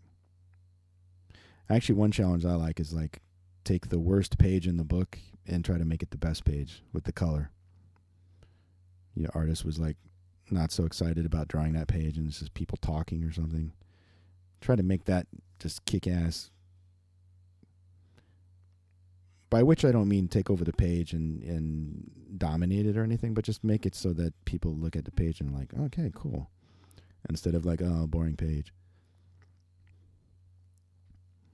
I mean, this page is insanely awesome the way Jerome drew it. So, like, you could do anything on it and it would look good, I guess. I mean, not anything, but you could do any number of approaches on him and it'll look good because he's just awesome. But we still have talking pages and stuff like that, and I try to do some stuff to give them a little interest. These pages, though, like this, like they this kind of fantasy stuff, the way Rick has written it and the way Jerome draws it, you end up with the page and you're like, man, there's like so many different things I could do with the color here for glows and fire and like ghosts and all sorts of crazy stuff. Magic. There's lots of kind of effects pages in here and glowing mushrooms and like in this book, not on this page, but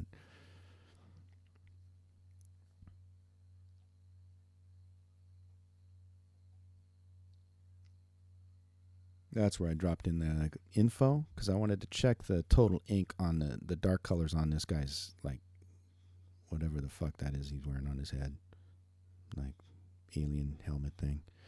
So I'm just dragging around. It's already done because the video's so sped up. But I was just dragging the eyedropper around over those colors and checking the total ink. On that little info palette, you'll see there's an area where total ink. So the total ink with the black would be 280. So generally, I'm just looking at it and go, okay, it's not over 200 or 220 or whatever. And even if it is, it's fine. It's just, I wouldn't want to go, I don't know. I guess it depends on the color. 240, maybe, I don't know. You don't want to approach the color density of the actual black. I see some people that do colored line art and glows and stuff, and they don't know how to do it, and you can see that the line art is actually lighter than the background by accident, not by, not like you're reversing it out where it's white line art or something, but where they're doing kind of a red glow or something, and the line art actually gets lighter than the background, and like that's a pretty big error. You want to avoid that. So check your total ink, and that's there on that info palette there below the color swatch. What do you call it? The CMYK sliders.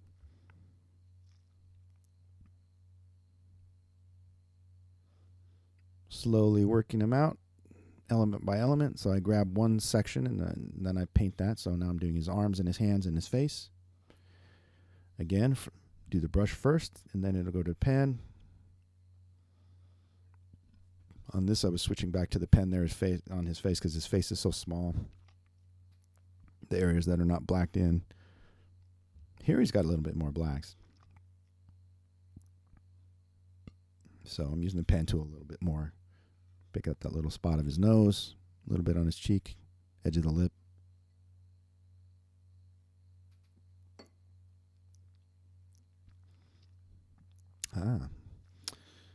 Getting closer to the end of the video.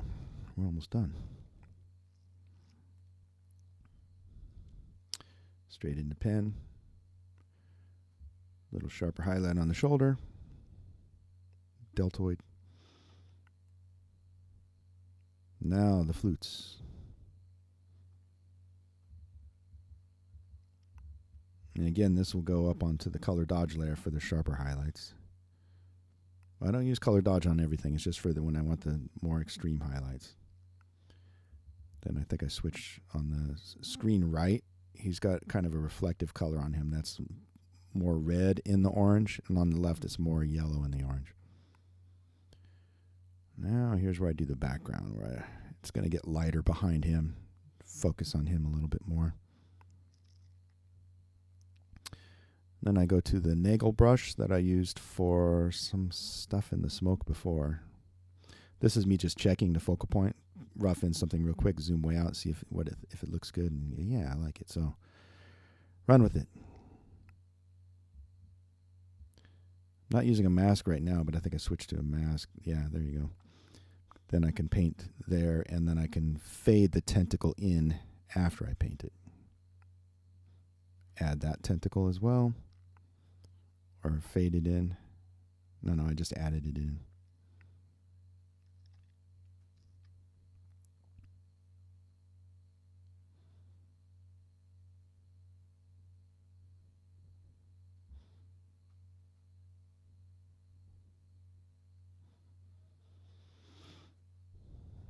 I grabbed some of those other elements that I also wanted to have that light color, light yellow.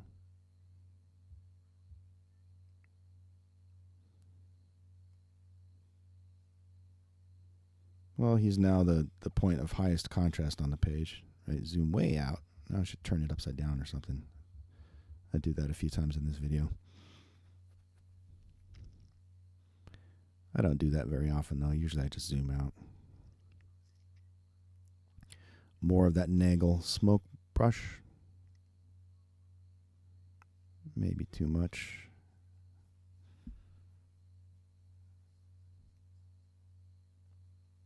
More Nagel. But on a normal layer, I think. Can't really see there. No, that's a screen layer, I think.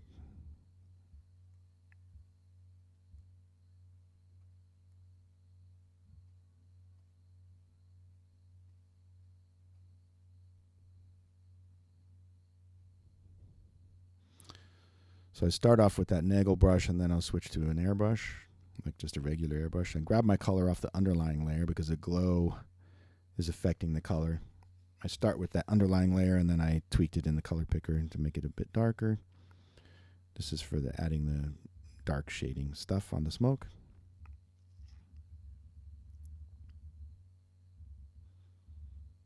Not a lot of it. Just pick out a little detail here and there.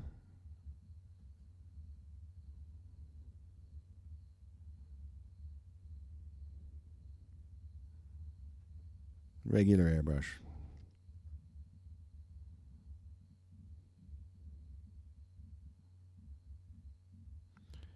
Now with the lighter color on a screen layer.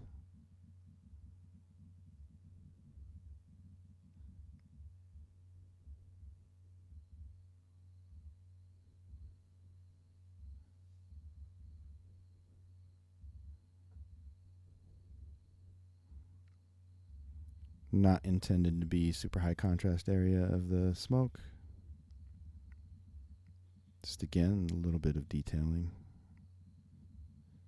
Bigger brush now.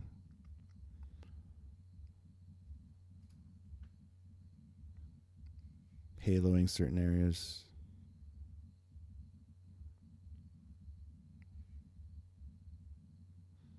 Now that other section of smoke that's like trailing off the foreground tentacle, then I should paint them together at some point here. You'll see that I add the tentacle to the selection.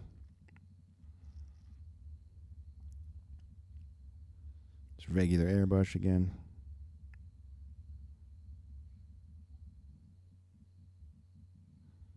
Now add the tentacle to the selection. So the selection is hidden now, but the tentacle and that foreground smoke element are together as the selection. Now this kind of darker area.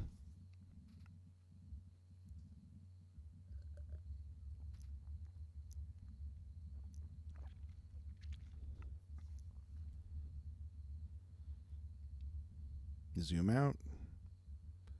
Turn it over, man. Upside down. There we go. Does it still work upside down? That's the question, right? Like in art school, when you do a drawing, a lot of times you look at it in a mirror, or you flop it like left or right as well to see if your drawing is lopsided, which it usually is. What? Rocks in the background now? No, the crutch. I forgot the color's crutch. Or I forgot to render his crutch. And like 2 seconds later. Now I think I got to do these rocks. Rocks and the debris.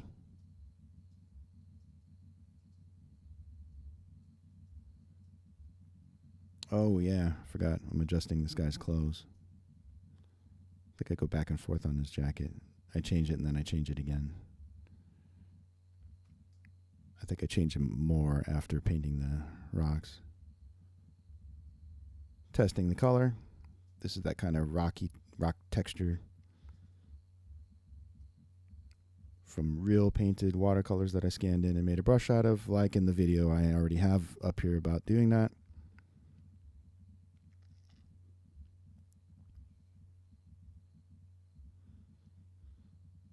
And then I switch back to that brush I use for most of my rendering. Now back to the rock brush. I think I call it dirt or something. I think it's called dirt.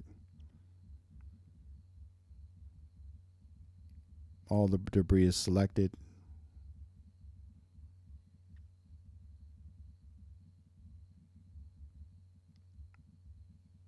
Now the regular brush.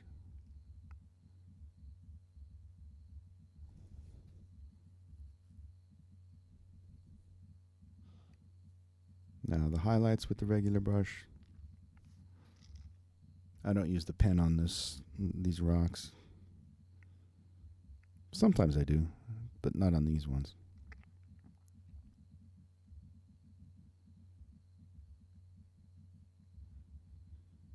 Kind of a medium level of contrast. There is some contrast. It's not too washed out. Now these kind of rocks that are flying all over the place.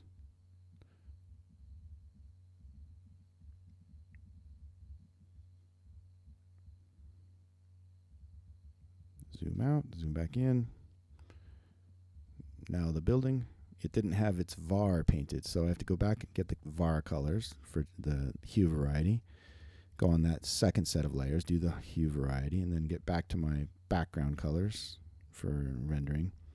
Take that dirt brush, change the key color because I want it to be more red on the orange side instead of more yellow on the orange side.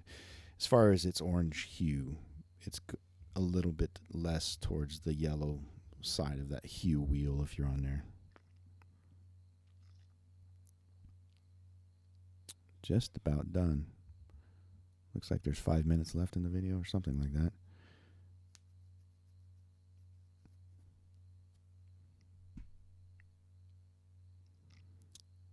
And then probably I'll get up in the morning tomorrow and I will do color corrections.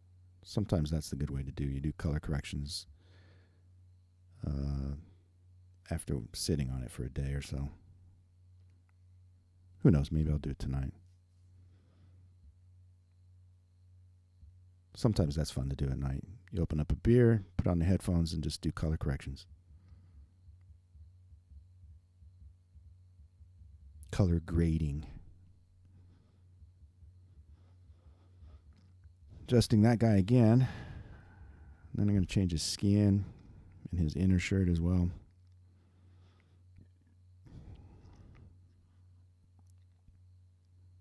Just hitting Command U to bring up the hue saturation value adjuster.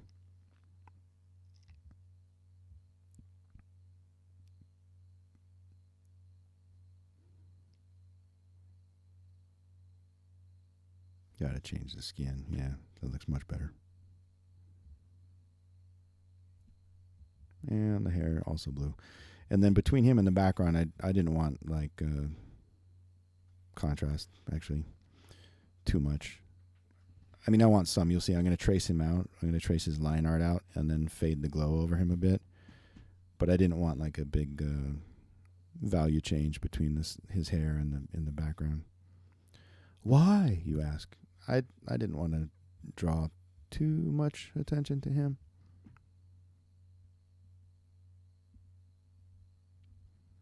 And the way Jerome did it worked. He drew it light against light, and you could take your cue from the line artist instead of just ignoring them. Wouldn't want to give someone like that black hair, for instance. The inks are not indicating that that's black hair. So now he's getting traced out, so I can blend in and erase his mask a little bit on the glow layer. And then I think I change his shirt color as well, the inner shirt.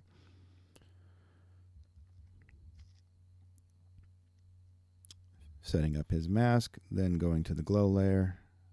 That bottom one there, that's just deleting it entirely, and now I'm fading it with the, what do you call it? Control Alt F, I think that's what it is. There's no Shift. I can't remember. My hands just know. I can't. I look at the keyboard and I'm like, no, it's Control Shift F. Yeah, it's got to be Control Shift F.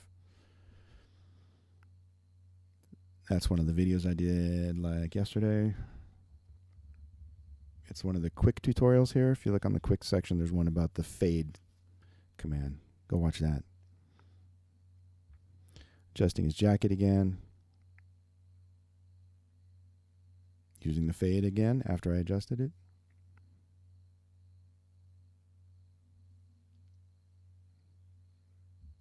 What am I doing? Oh, I'm changing the shading on him. I'm adjusting the hue on the shading as well. Now the shirt's got to go. I've got to change that. And then change the hue on the rendering as well so it's bluer. There we go. How does it look? Zoom way out, way out. Thumbnail. That's why they call it a thumbnail. Size of your thumbnail.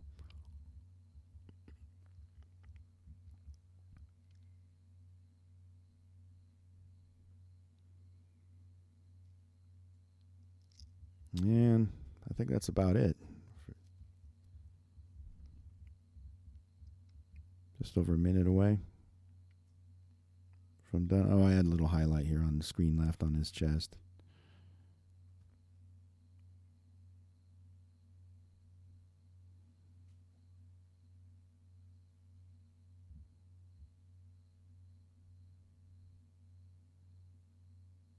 Cleaning up the line art here that's not in the glow.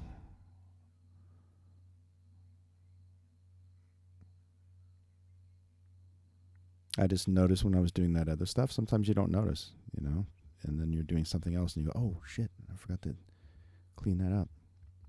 And some mistakes go through to print, you know. We're not perfect. We're not robots.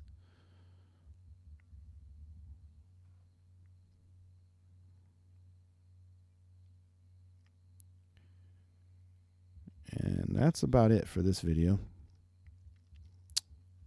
I'm going to sleep on it or rest on it, and then I'll maybe do some color corrections with gradient maps or a color filter or some stuff. Right now it looks a little bit too bright to me. Maybe could adjust it a little bit. But for now, that's it, and I'll come back in a few seconds in the video here, and we'll see what I've done. Okay, so I do end up doing a bunch of color corrections. Well, a lot of stuff. I slept on it, and I looked at the page, and just found I wanted to change some stuff. Now you'll see gradient maps again. I lay them over sometimes at very small percentage as a normal or a color mode or soft light or hard light. You got to be careful with them, with color corrections in general. A lot of people use hard light and soft light for stuff, and they work great, but a lot of people turn them up too high, and you can really recognize that, and you see it, and you just go, well, okay, the soft light is too aggressive there. It can be cool, though, but sometimes you can do it too much, and it ends up looking like some kind of crappy Instagram filter or some shit. So don't go overboard with it. Turn it down. Get your colors so they're pretty much correct, and you're happy with them. And then use color corrections just at the end to unify the page, to integrate it, to bring everything, all the elements together, the disparate pieces that are kind of, you know, if you're doing this kind of layered composited approach. If you put everything in separately and it's not, sorry. The mask there, I was just gradding to remove the gradient map off that bottom panel towards the screen right. Screen left, it has it. Screen right, it doesn't. Excuse me, burping, because, again, I'm drinking beer. Zmajska, again, from Zagreb. So, fading it on the mask, using black to paint out areas that I don't want the gradient map. Want to maintain that kind of bright colors in the middle. So when you do special effects for a movie, you do CG and you have live action plates. The studio gives you live action plates, and you do the CG, and then they have to be composited over the live action plates, those CG elements. And then afterwards, you want to color grade it to bring those elements together. So comics, when you're using a lot of layers and compositing, you should think of it in the same way, kind of. Now I'm using a photo filter for some color corrections. I end up turning it down pretty low. You'll see me change the color and dial it up and up and up and down and up and down. You do that and swing back and forth wildly, and then you kind of narrow in on what you want, and that's the way I do it. photo filter under color adjustments layer. Adjustment layers at the bottom of your layers palette. You'll see it. Click your adjustment layers and go to photo filter. Earlier in the video I called it color filter, and that's not what I meant. It's photo filter. It works great on photos. If you do photography, the photo filter works really nice. So you can use it on comics too, though. Photoshop here has really good color correction stuff because it's built on photography, and we can use those for paint. I think you got to try to get everything right from the beginning and paint it how you want it to look. But just little adjustments here and there. I mean, you can use them pretty drastically sometimes, but don't use them. I don't know. If you can get everything 90% of the way there and you use color corrections just for that last 10%, it's going to look a lot better.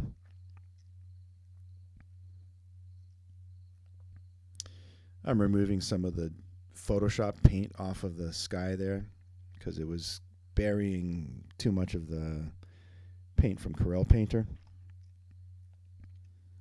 I mean, the sky is Corel Painter and then real watercolors, and it was burying too much of that, so I was just, that was on that layer there, so I was kind of erasing it out.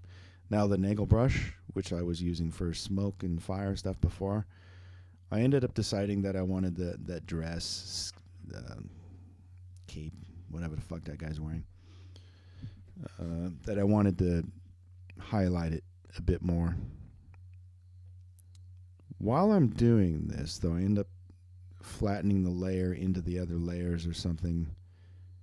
And no, I put the mask on the whole layer, which means it's not good. I end up having to remove the mask and then delete off of the guy's dress. I put the mask on that entire layer, which has lots of paint on the other stuff as well. So I end up having to remove the mask. You'll see at some point. Doesn't make sense until you see it, I suppose. That's me taking the tentacles and, well, let's see, what am I doing? I was taking the tentacles and erasing them off of some correction. Here. There you go. That Nagel paint I just did, I'm erasing it off. And some of the other highlights that I painted before on that cape. I'm removing some of them because I don't want them to get that high.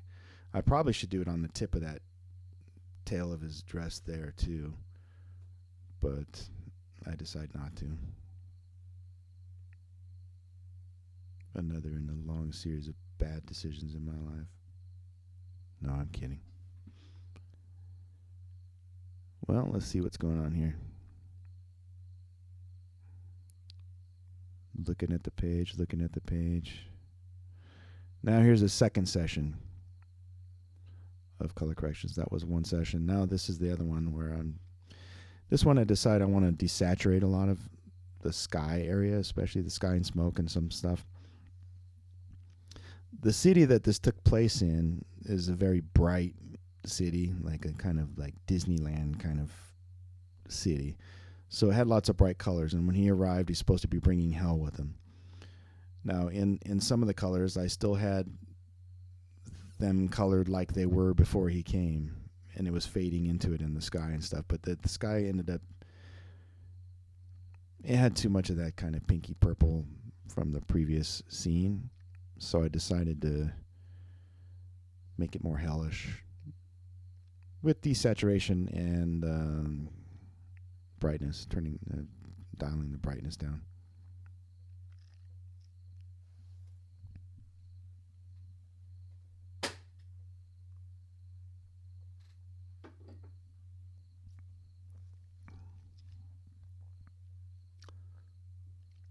I try curves and levels because I'm trying to maintain a little bit of that Corel Painter brushstroke because I really like that. And it was losing it, but I think I ultimately ditched the levels. I keep the curves. This is me fading. So towards the fire side, I'm painting on the mask to get rid of the adjustment layer to the left and keep it on the right. me just checking curve stuff, going, what should I do? I don't know. What should I do here? This is not working. I find a workaround. Don't worry. Don't worry. I know you're really worried about it. I think I leave that for now and come back to it. Leave the sky. Go to the tentacles. I decided to fade those into the background a little bit using that same adjustment layer and painting on the mask to kind of fade that back just a touch. It's behind the Piper dude. I guess this one's technically in front of the Piper dude, but I don't care. I'm going to knock it back anyway. Well, part of it's in front of him. The part that's in front of him I left bright, so. All right, now I'm going to make a selection of the sky, and I'm going to make a channel of it. I'm going to adjust the levels on that to try to get harsh contrast, because I want that area around him, around where his pipe is, where his flute thing is. I want to bring some of that in. So I use that to paint on the mask for the adjustment layer, using black to remove, to go back to the background layer and get restore some of the brushstroke stuff there. I think I soften it a little bit at some point, but I'm happier with that. That guy's our focal point in that panel. I almost said layer. Now here I'm going to wash that panel on screen right. It's going to be blue-green. Screen left, it's going to be, I'm fading on the mask. So I'm using a grad with black on the mask on the left to erase it. And then I select him and do the same thing on the left side of him. Paint with black so it goes back to that kind of orange, yellow highlight stuff. On his back, it still has the blue-green because that's now that's a color layer that's turned down to, like, I end up turning it at 30, I think, 30%. They're in a separate room, and it had those kind of blue-green colors. So the part that's in the room, I'm kind of knocking back. Now time to work on that part up there. That sky gets its own adjustment layer, separate from the other one. The other one being, the other ones. For this one, for that one up in the first panel, I only use the hue saturation value. Looking at it, checking stuff, considering. What shall I do? I shall make the panel border outside area white. There you go. So I just clean that up. Now I'm looking for the tentacles. I already traced them out. I already have that. So bring the red up. Paint on the mask with the black radial gradient. Same on the other side. Black on the mask. On the hue saturation value adjustment layer. Popping those tentacles forward. Now I'm looking for the midground MG. We usually see MG tentacles. These ones just have a little bit of that because they're actually further back, so it's not quite so gray there.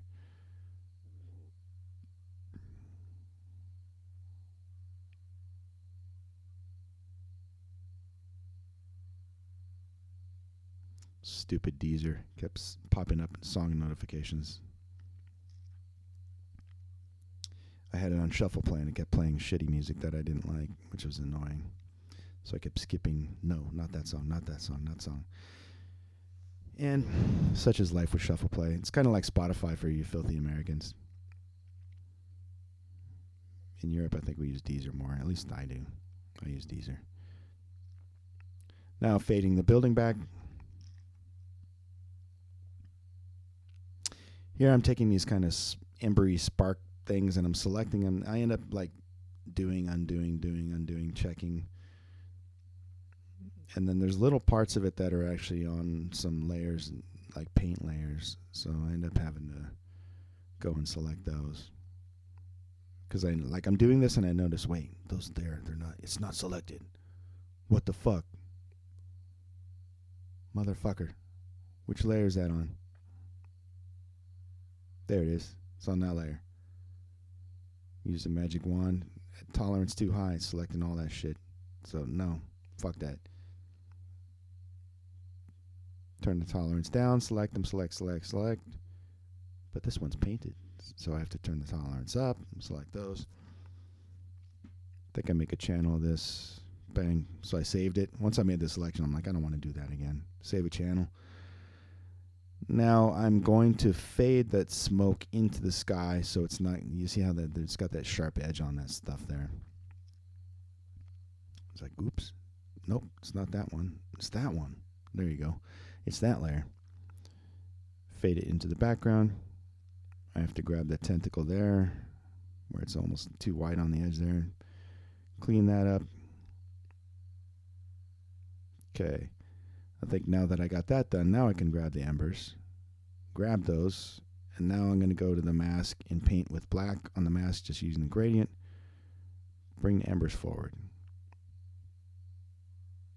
Again, Jerome did the white out there, and it's like, it looks great. Well, you know, I like that.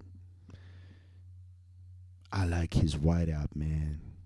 He spent some time on it, and you can tell, like, he spent time drawing this. I gotta, pressure's on, man. Gotta do it justice. Foreground figures, removing the hue saturation value adjustment layer. Midground dude. I think I actually call it mid MG dude on the channels. Zoom out. Check it. Check it, yo. The other thing is you can just get up from your desk when you're going to take a piss or something and leave it on your monitor, zoomed to full page, and then as you're walking up, you can like stand a distance away and check it. What shall I do here? The smoke on the tentacle? Yes, the smoke on the tentacle. I thought the value on those little claw teeth things on the tentacle was pretty good in the foreground, that kind of white color there. So I don't want to go quite that light on the value, but I thought, yeah, I could pop that forward a little bit. This tentacle's in front of that one that is behind it. Of course, it's in front of the one that's because it's behind it, right? But I thought I'd bring the value up on that, and then the one in the background, leave it how it is. And then there'll probably be a word balloon over the whole fucking thing, so it doesn't matter, right? Everything matters. Make the whole page look good.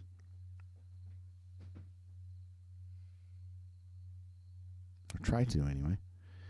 Bringing up the highlights on the color dodge layer on the skin on this guy. So you can see the color I'm using, that kind of yellow-orange stuff. But on the color dodge, it really gives you a sharp contrast there. I'm checking him to see if I want to do it in the first panel as well, and I decide no. I like to have that contrast on those grads that are on the glowing light things. I wanted to keep those as the focal point there, so I decided not to do that on his skin. He's got it on his flute anyway. Flutes. There's just a little cleanup there, just where the smoke is there. You can see like there's a selection edge there. No one will notice it, but I'll notice it, and it'll drive me crazy. So I think I'm just about done there. Yeah, so I guess that's it for now anyway. The way I am, I'll probably change my mind and change something again anyway. So I hope this was useful to some of you, and well, it just the transition where I press stop recording, but now's the part where I'm allowed to talk. So anyway, I hope this is useful to some of you, and I don't know, help someone somewhere. Everybody has their own approach with coloring comics, with painting, with everything, and this is kind of the way I approach this book, at least on this page. I approach each page a little differently depending on what's going on.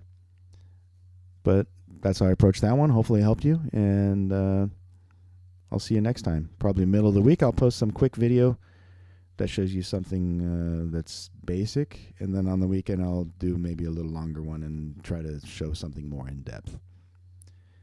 Take care of yourselves. I hope you're all good in this COVID lockdown, and I'll see you in 3 or 4 days.